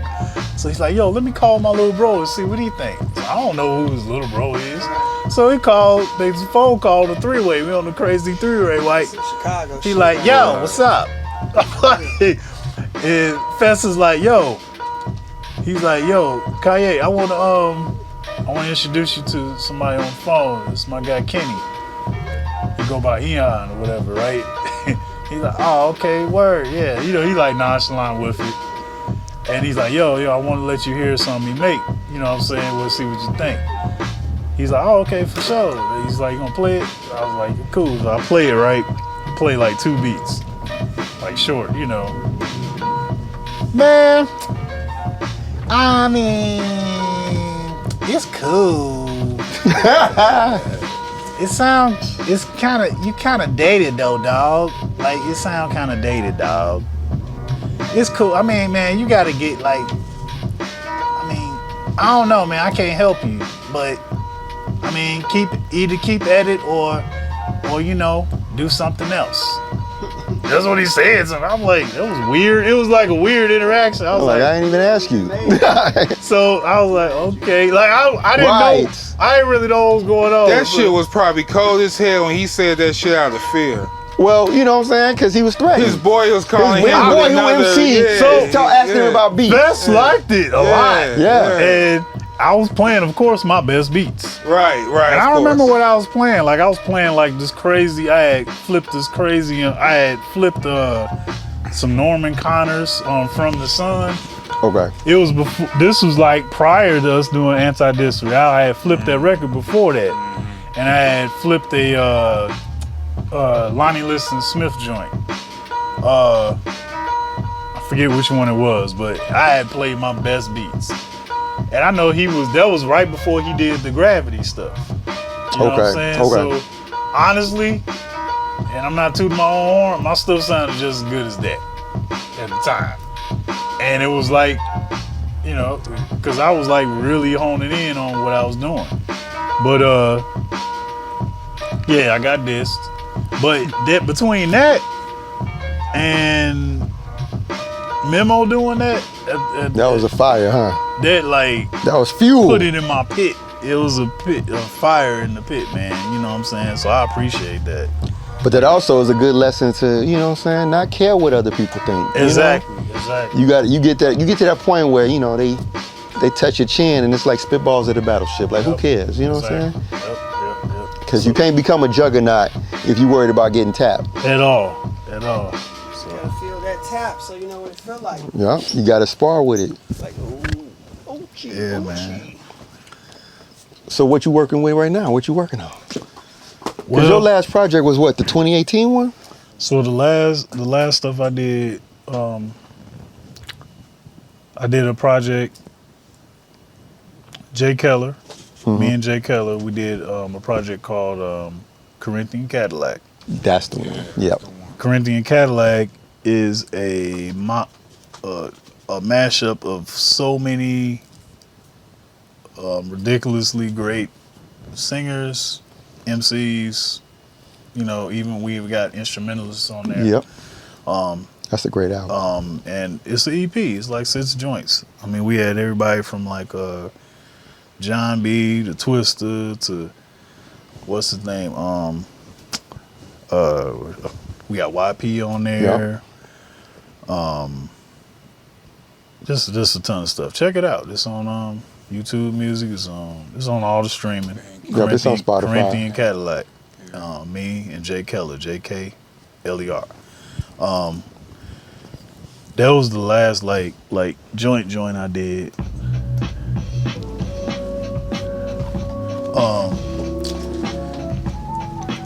That was 2018. Too late. Nope. Do the show. Just have to be on it. Well, you can be on it. It's all. It's Call you Craig.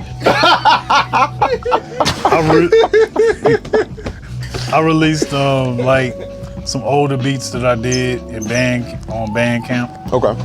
Last year. Yeah. I did that. Join in a minute. Right.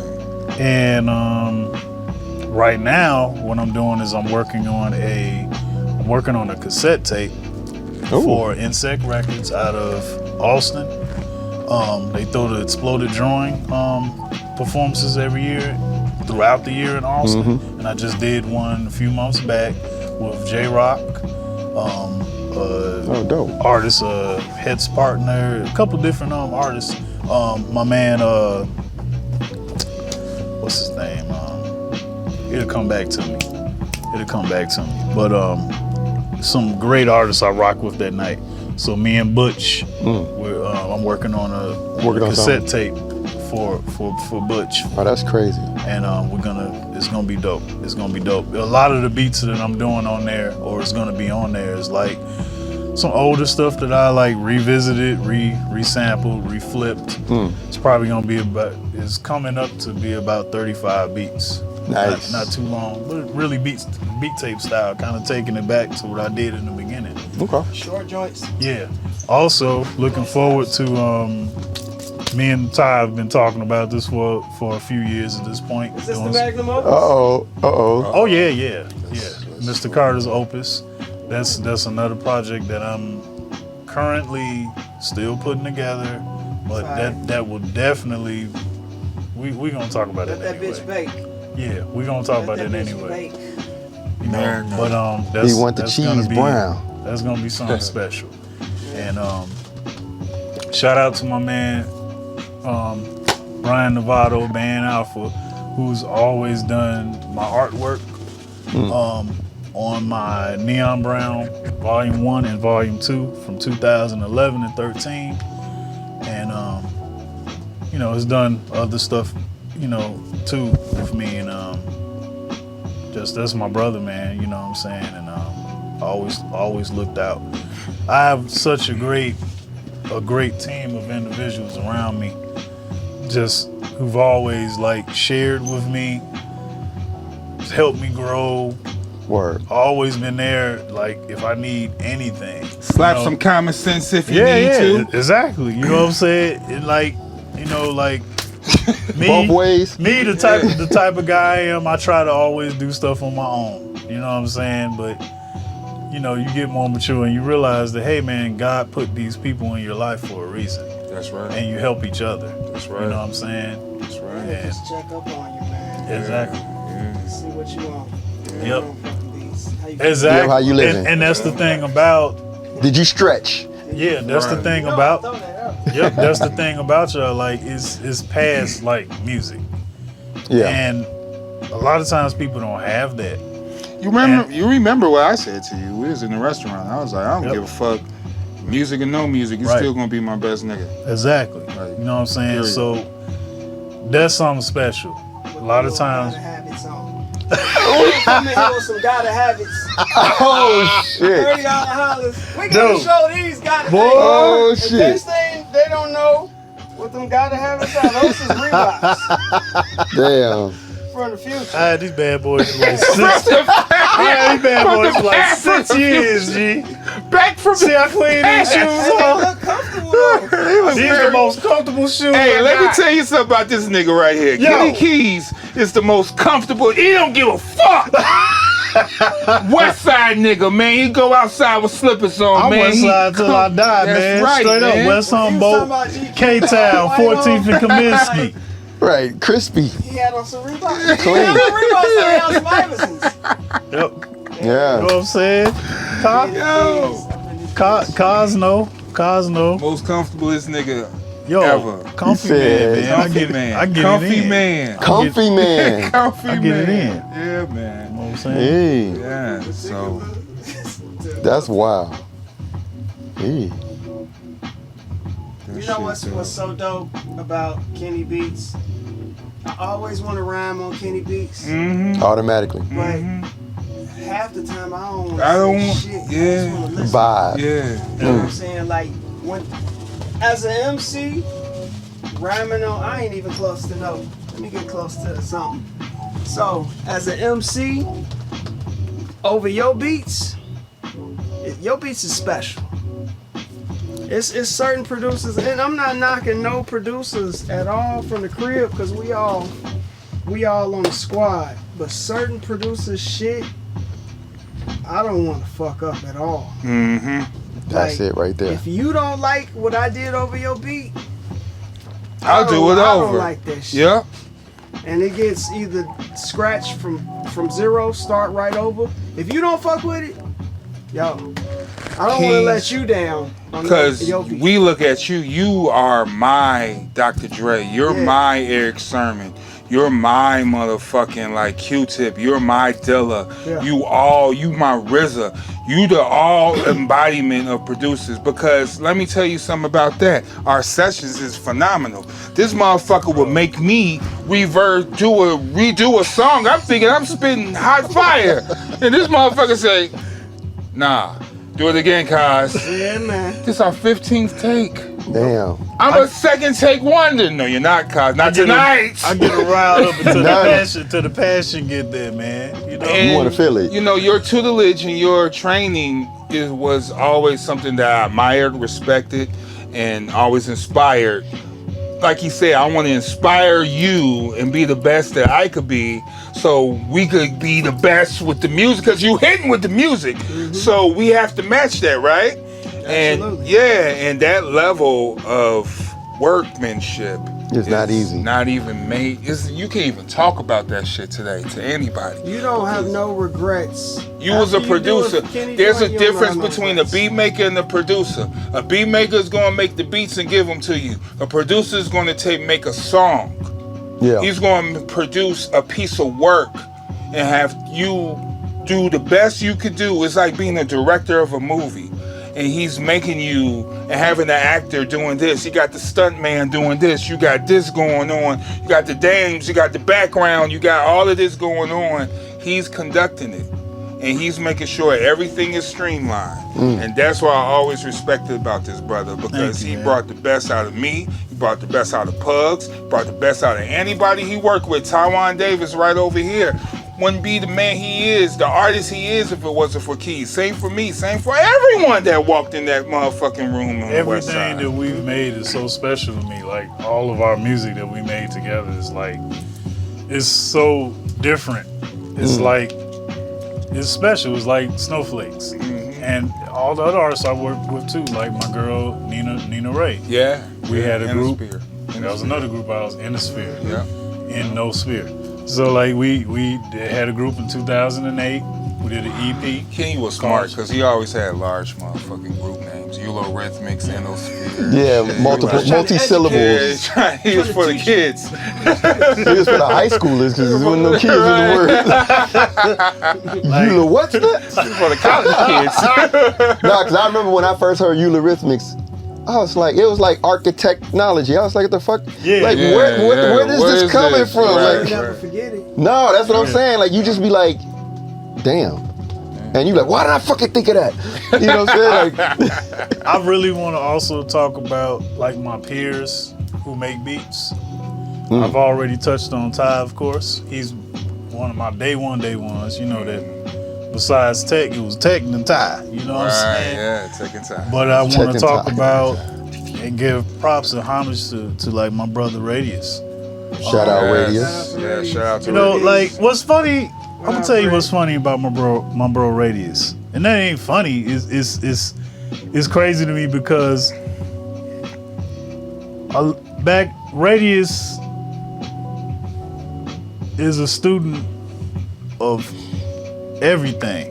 Like he was like well-rounded. he's like the class right behind me and Kaz and Ty. Mm-hmm. You know what I'm saying? But he encompassed But he everything. I remember listened. he did the battle. Yeah. And you would either get, you know, Radius would do stuff that was mad experimental. You know what I'm saying? But then he would do stuff that, you know what I'm saying, like that was like straight boom bap, and it would like blow your mind. Yeah, it would slap because either for way. whatever reason you might not think he ain't got that. You know the beat that he won? Well, I ain't gonna say he won. You know the beat that changed everybody, man? Threw the hands up. I got it. You got it? What? I've always had it. I got everything, What? man. Hey man, Black Bat.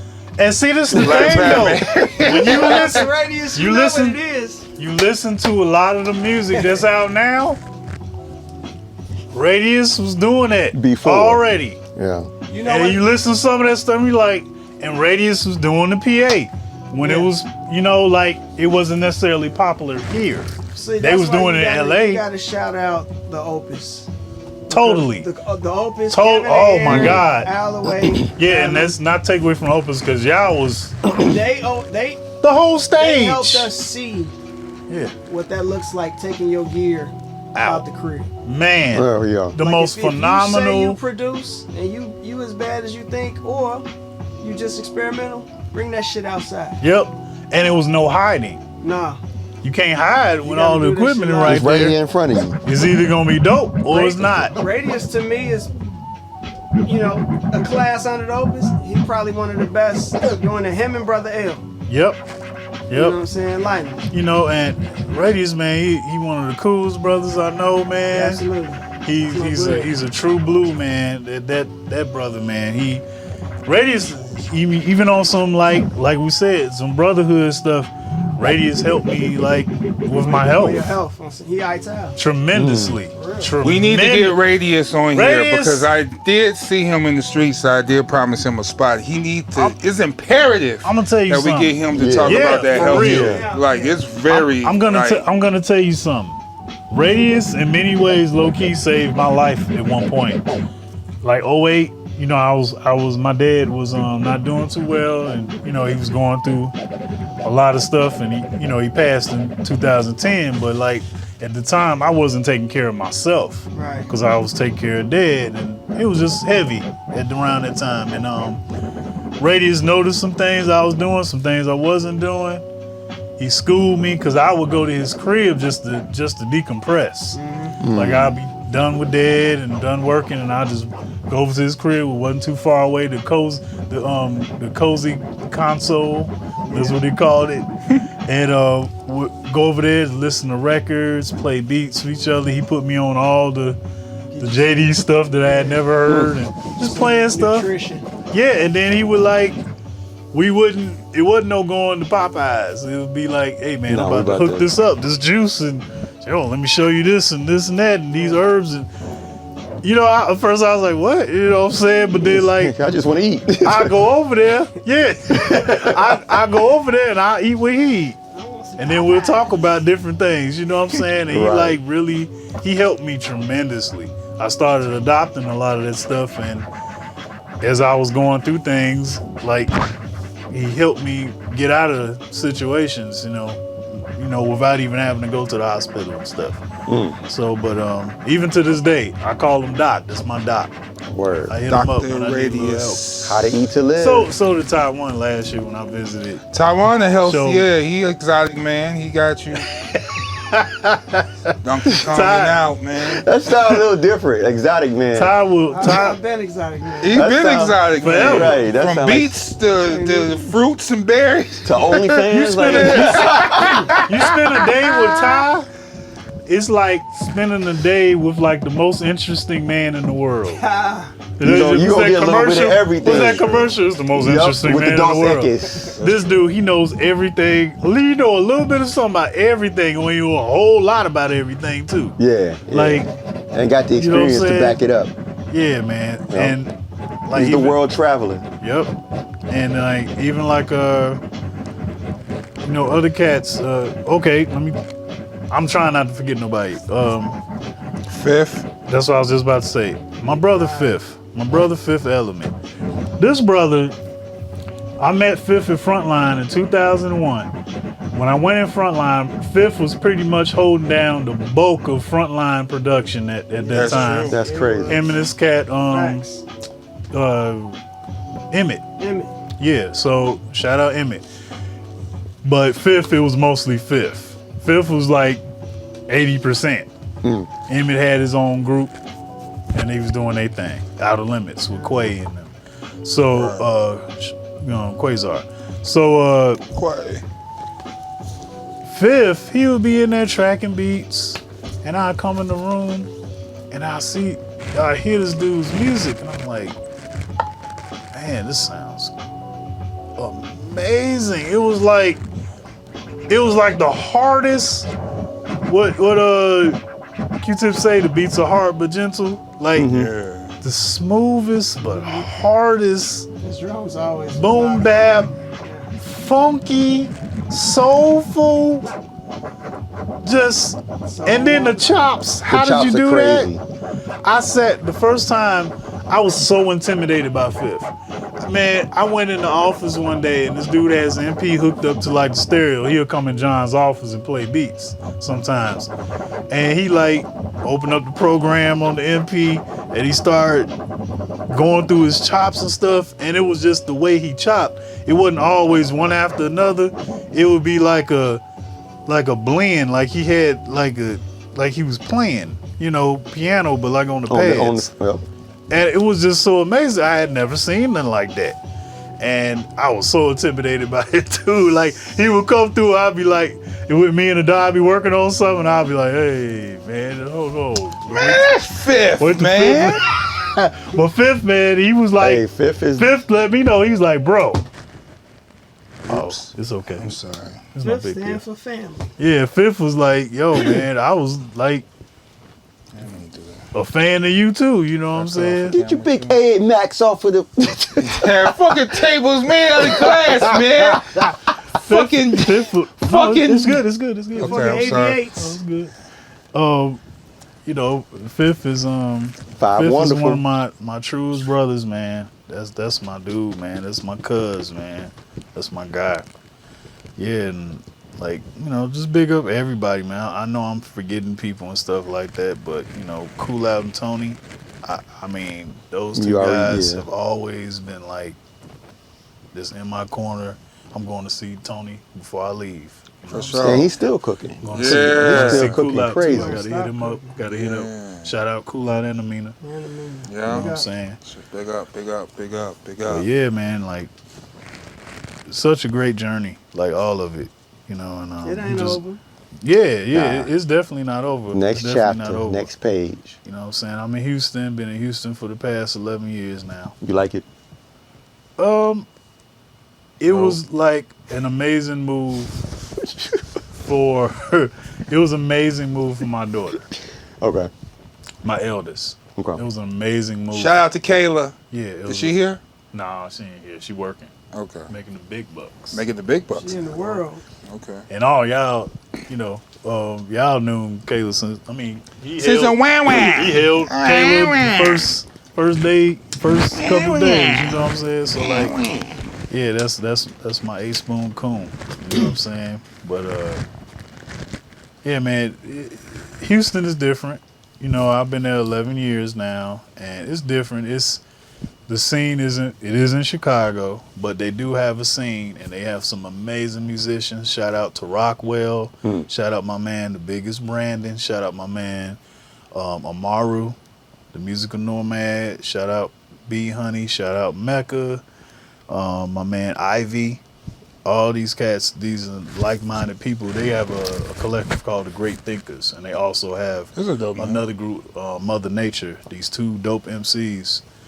Yeah, familiar with Mother Nature. Yeah. They're in the Great Thinkers. So Okay. that's a collective they You talking have. about the chicks on closed session? Yeah, I think that's them. They have a For real? Yeah, Mother Nature bars. yeah, Mother Nature bars. Yeah, Yeah. yeah. So they have They cold. yeah. That's I that's thought they were- that's They the one. cold as hell. Good job, kids. Yeah. So I found them. I found Good them. job, man. I didn't think they was from here.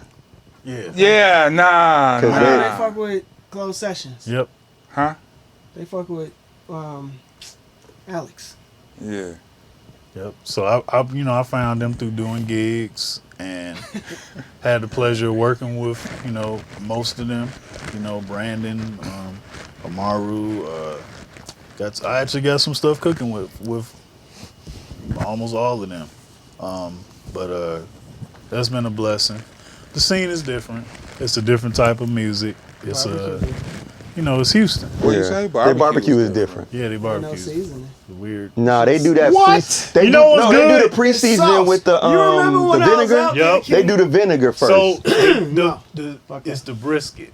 okay. The brisket is fire. Listen, when I was out there, and I told you, I'm like, listen, what are y'all doing to me? What was the problem, Ty? Ain't no seasoning. No, Yeah. they don't. It's just really sauce. Yeah. Yeah. I don't care if you cook this for 97 hours. But they got the good It's Memphis falling off the sauces. bone. But the sauce is not. It's like if Well, you see, the the thing meat still is- got to have a taste. You gotta have, What if I don't have no sauce? All right. It's just meat. And you want it because once the sauce is in your, you suck up the sauce, you still want to taste the meat. Yeah. And that's what they don't. They have a Nah, different culture. Shout them out. They be cooking out there, but Oh, they go when you hard. come from the crib, Ain't nobody fucking with the crib. we can put that on Yeah. camera. I changed up my diet drastically too, so I don't eat None of that. anymore. crawfish and all this. I never. But when you did, But you know what I'm saying? Yeah.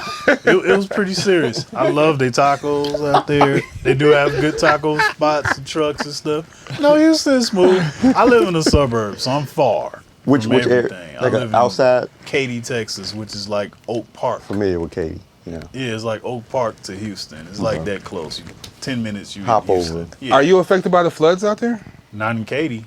Okay. Katy got this really dope system You know, I hope it don't ever. Y'all ain't got But a floodplain. Okay. yeah, we Y'all got higher these. up. Yeah, we're higher up, and we got the big trenches all through Katy that Okay.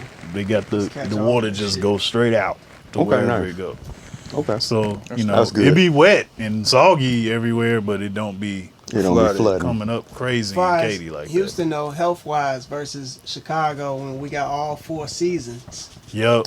how did that climate affect you? It was rough because the heat is unforgiving. Ultra All the hot. time. It ain't, it's not like, oh, it's hot today, but it's going to be a little bit cooler, you know, around 6. No. Just hot. It's just For hot. real? Oh my gosh, that's It's just scary. It's like it's hot that shit today, but fell it'll cool asleep. off next week. It's just gonna be Wake hot up. All But you day, still hot. every day. all night, go to sleep hot, wake up to pee hot, Damn. wake up in the morning God hot. damn. It's hot. Yeah. But nah, the I'm- winters are gorgeous. Okay, so what temperature it get to in the winter?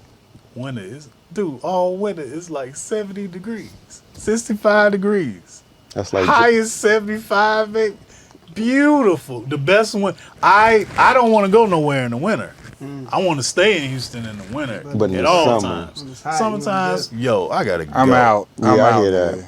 It's I'm seeing unforgivingly Mephisto hot. over there. He trying to offer me a deal. I'm When it out. rain, it's hot.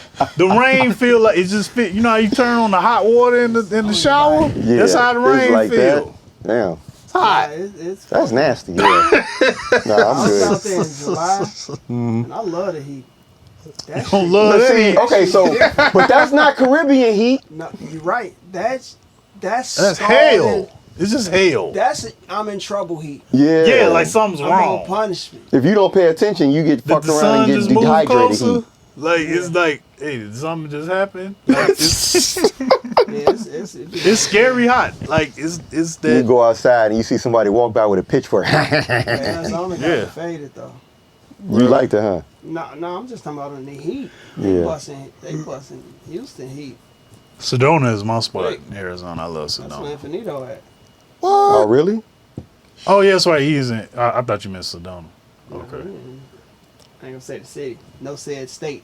No said state. No, stay. Yep. So all right, man. So shit. It's been a lovely session with you, dude. It's been great. I Pleasure. appreciate your presence, as I said before, man. Yo, hold on. What up? Before we Last, do that, what you gotta do? What you gotta say? I gotta at least, shout out not only my brothers here, but my favorites in the industry. Period. Okay. My love for E Swift, my love for Pete Rock. Best producers. Okay, let's get into that. Yeah. See. Yeah. Okay. The other influences. Right. Eric right. Sermon, Yes. I can see that. Eric Yeah. Sermon, I see that all day. who I've had the pleasure recently to meet and start conversating with, and possibly, Get some- doing something together at some point. Man, I want that. To happen. That's a dream come true. That's what's up. Yeah, E Swift, Pete Rock, Eric Sermon, T Ray. That's what I was listening to When Pete was here for the comedy Mad shit. Lib.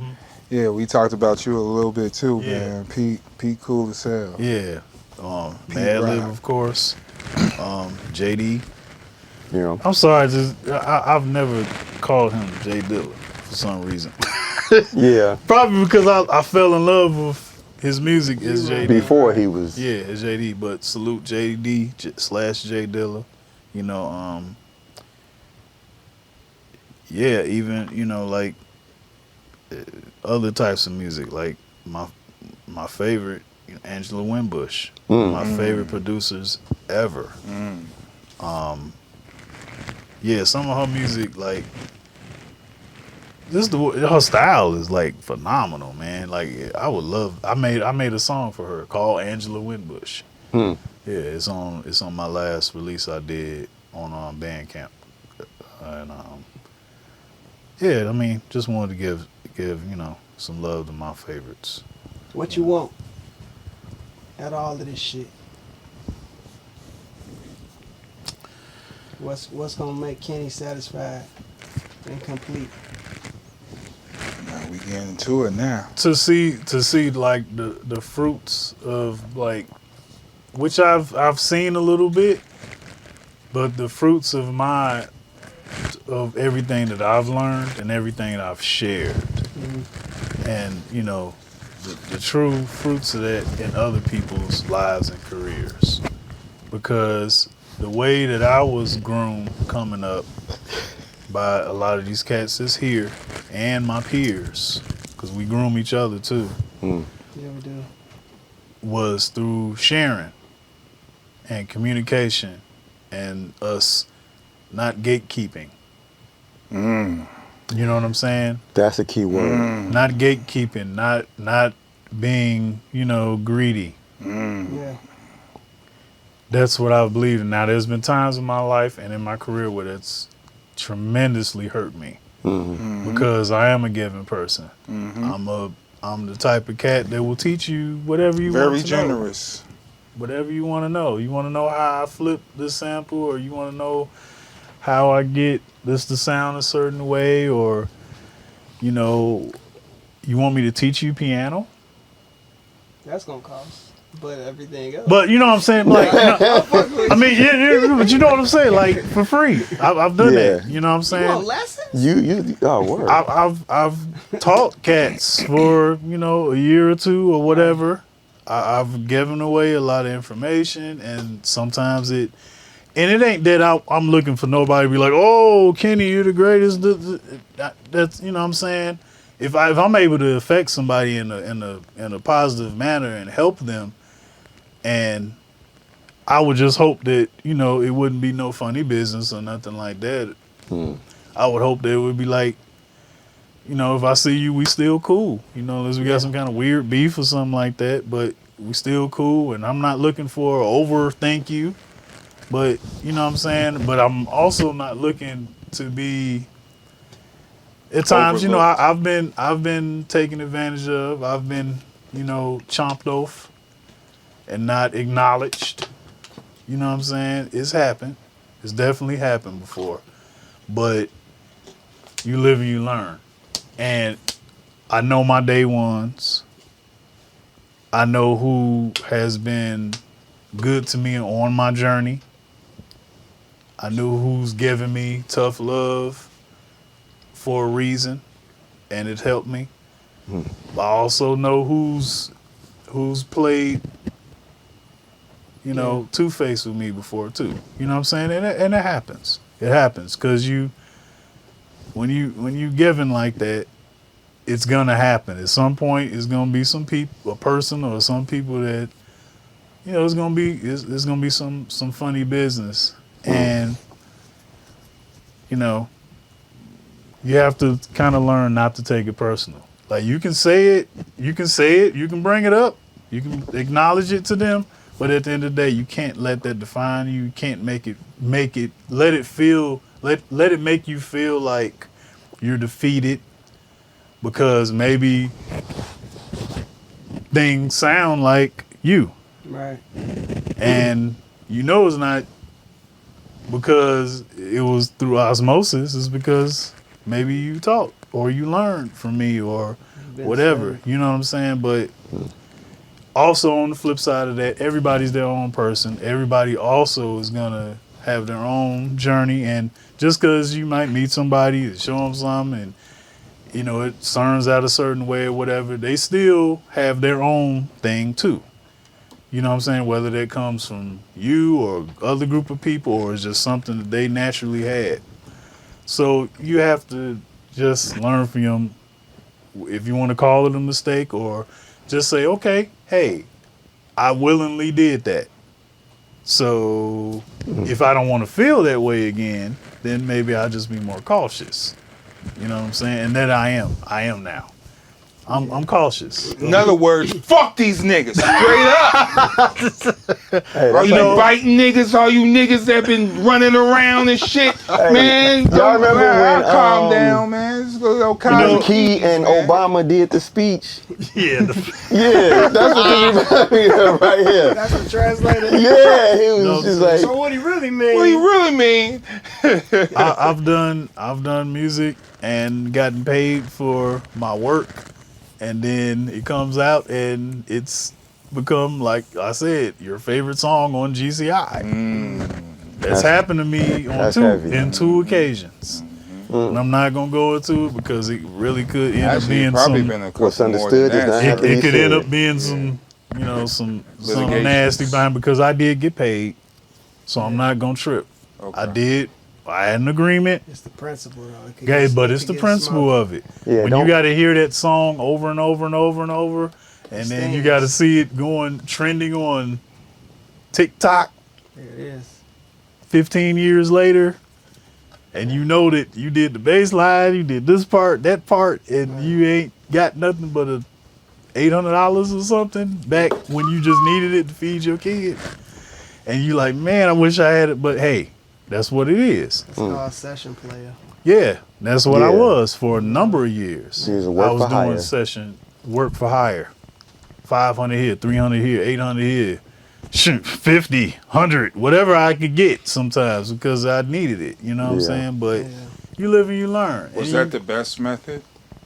No, I mean, moving forward now, like if you know, learning from your mistakes, you have to know what you're doing. If you're a session player Then you're gonna have to and be it. you doing work for hire and you just getting paid money, then don't expect to get any kickback. Don't expect to get full credit if you ain't talked about it and all that Yeah, stuff. if it's not contractual. What you want, you have to put it out there, and you gotta put it out there exactly the way you want it, and that's when you can expect the results that you want. You know, you can't expect people to just do right. Do or right whatever. by you, yeah. There is no right by you. It's Whatever they right benefit. is what they doing. That's right to them. You know? You know what I'm saying? So it's like you You got to make sure you do right by gotta you. cover your ass. Yeah. Yep. You gotta cover your ass. You have to have boundaries. You have to have principles. And if you can't roll with it, it's not that important. That's right. Because It's not that. the mental that you had, the stuff mentally you got to deal with later, you don't want to have to go through that, because that sometimes make people quit, make you give up on the one thing that you can just do with four walls, you and four walls, and you can be at peace. You don't want nothing to penetrate that peace. You don't want to put yourself in a situation that where shit. it's something that you can't handle, or you don't know how to handle, and you give up things. Yeah. And I've been faced with that too, but you just gotta, you gotta know yourself. You gotta know what you want out of this. Knowledge yourself, yeah. You gotta know what you want out of this. And I've gotten so much out of this. It just ain't been beats and rhymes. It's been, learning music, teaching music. I teach children. I teach That's great. kids how to play now. I teach my children how to play. I do workshops. I still do advertising. I did a commercial for Disney Plus last year. I do a lot of different stuff. You know what I'm saying? I want to make a living. Yeah. Right. You know what I'm saying? I mean, And, you're and, full and, out and I even have education. like my own little hustle, doing different work, regular work. But Right. that ain't my number one thing I do. I do that to supplement. But Entrepreneur. yeah, but you gotta do what you gotta do.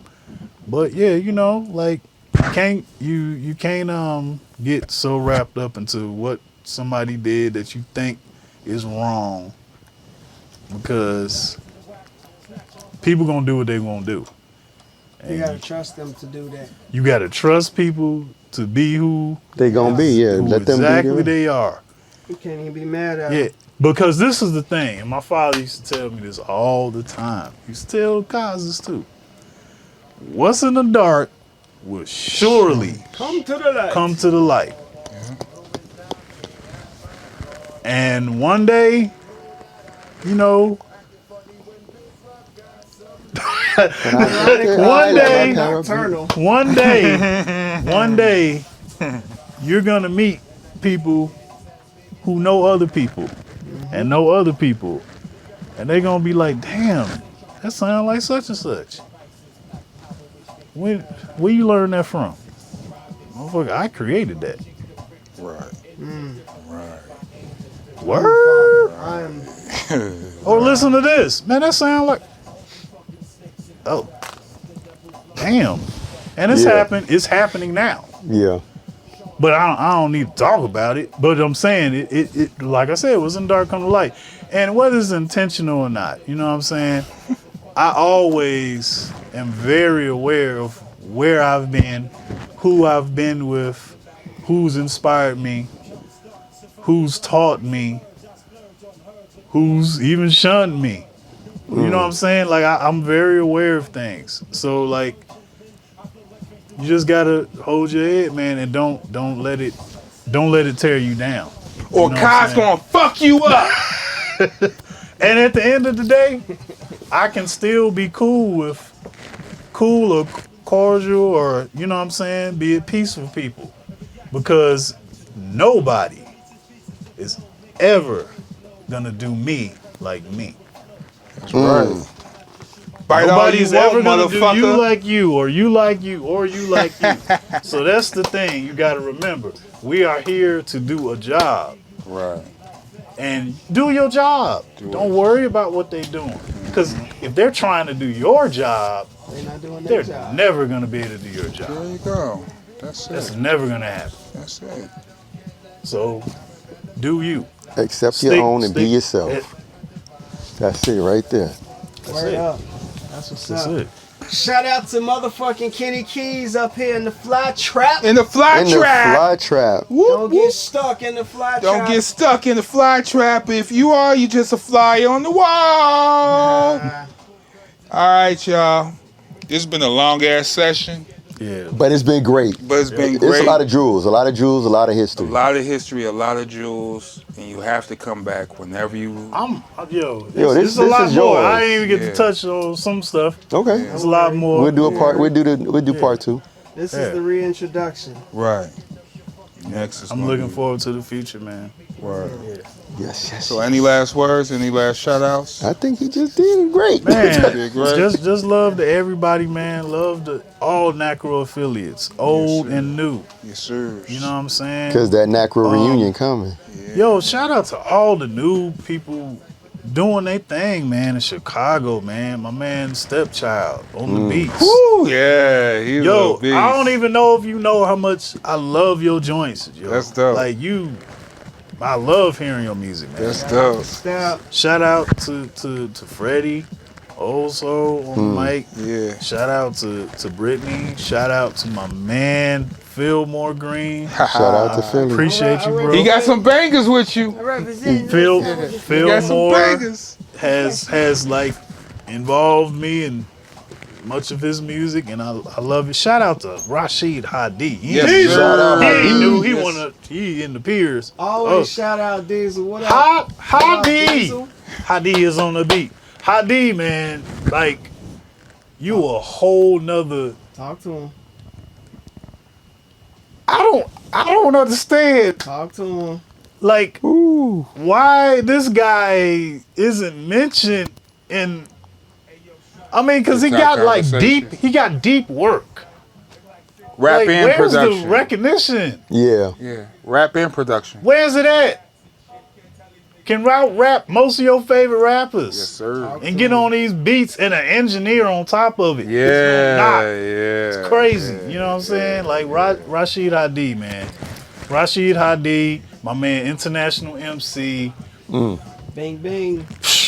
Cousin Vinny. Cousin Vinny, Slot A. Slot A. Much love to A. you, Slot, man. Love Since Slot. since 2011, when I did my Neon Brown Sound release joint, and you helped me with Serato, I didn't know what I was doing. You was like, "I got you, big bro." Came in, he was on the side helping me out, Nice. and he's one of the most phenomenal musicians, Slot A is. Yeah. beat makers, taking all the chances, going completely left, going completely right. Slot Fearless. Man, fearless, On production. one of the illest, and on them turntables Yes, like he a is. monster. You know what I'm saying? Shout out to him, Ace Spade. Shout out to my man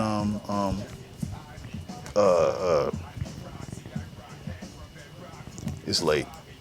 All of them. Shout out to All all y'all. All y'all. Everybody, All y'all. y'all. All You know three of what I'm y'all. saying? I have even more, man. You know, less time, but 100 niggas against all the go My man illas. Fess. My man Fess. Word. Fess Grandiose. You know what I'm saying? So, Oh yeah, he working with some. yeah, man. Shout out to Song. Yeah. Shout out Song, Song. man. Me and Song never officially did a song together, but it's gonna. For real? Nah, I mean, the motherfucking beats you was making for her. Well, I did need to. This like, motherfucker we did, was no, sampling we did, fucking butterflies and shit. Like, Yo, Song was the like fuck the you sample one of the most butterflies? original- Sample what? Heavy. Soak it in. The swans. Butterflies. Yeah, it was crazy. Like I found these crazy samples. I What was do they flipping sound these. like? Flipping Wait, what the these. fuck? It wasn't butterflies. It was like Mothra. The sound anyway, it was like the some, sound of the He flutter. was sampling just some beautiful shit. Hey, yo, Cos. Wait a Hey, man, minute. can I have that Wait, beat? I was trying to go hold like on, hold super on. left. We both did production on Frequent Flyer album. Oh, yeah. Yeah. Yes. Me Yeah, and you- you yeah, you- produced on that. You forgot. I guess so. Go look at the credits. Okay, maybe. Read the credits. Man, it's Read been the a lot, man. credits. It's been a lot. Shout out to Song. What Shout out up, to Song. Red? We're gonna get another song going pretty soon. I'm gonna drop some in our inbox. So, Ooh. yeah. Nah, it's such a pleasure to see your journey and experience some of the journey with you. You know what I'm saying? All of us, you know, as we continue riding this roller coaster, this bizarre ride. Yeah. To the Bizarre far ride. side, shout them out. You know what I'm saying? It's, hey, you know, it's, I can't wait to see what's next Me too, in man. these chapters. Me too, man. You know? Yes, sir. Shout out also my man DJ Moppy Yeah. Bang. from my another group that I was Beyond. that I'm still in. Beyond Luck, me, DJ Moppy, Big Radius, Layla, and yeah, you know, all the fam and stuff like that. Yeah, those my brothers and sisters, man, right there. So yeah, man. Word. It is. Word. That's We it. gonna let them have it, but we gonna cook.